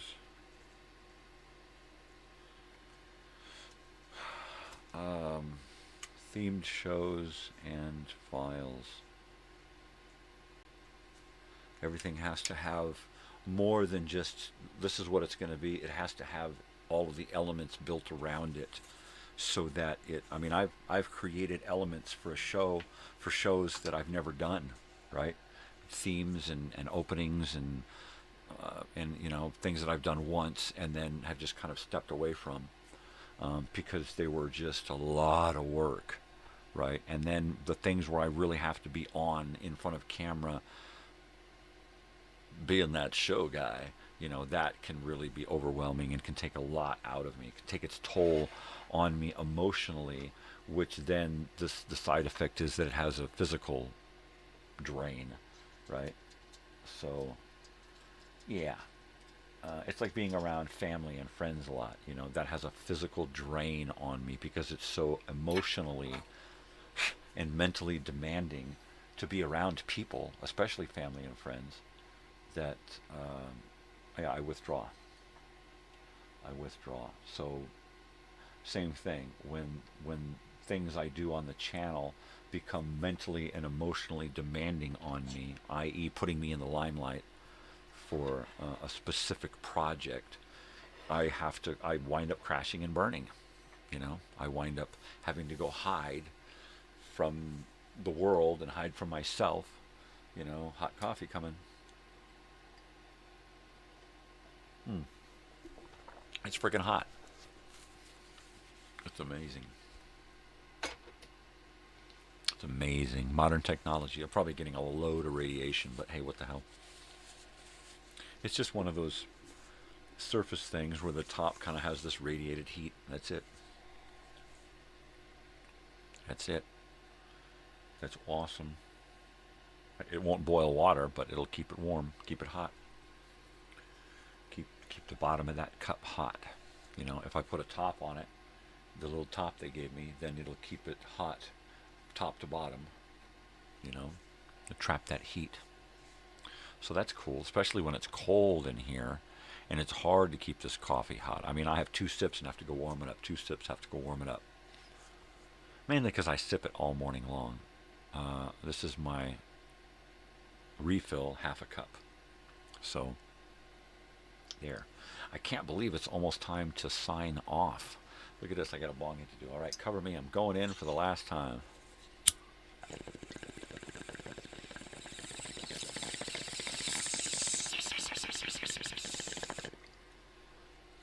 That's it. That's all she wrote. Yada, yada, yada, wah, wah, wah.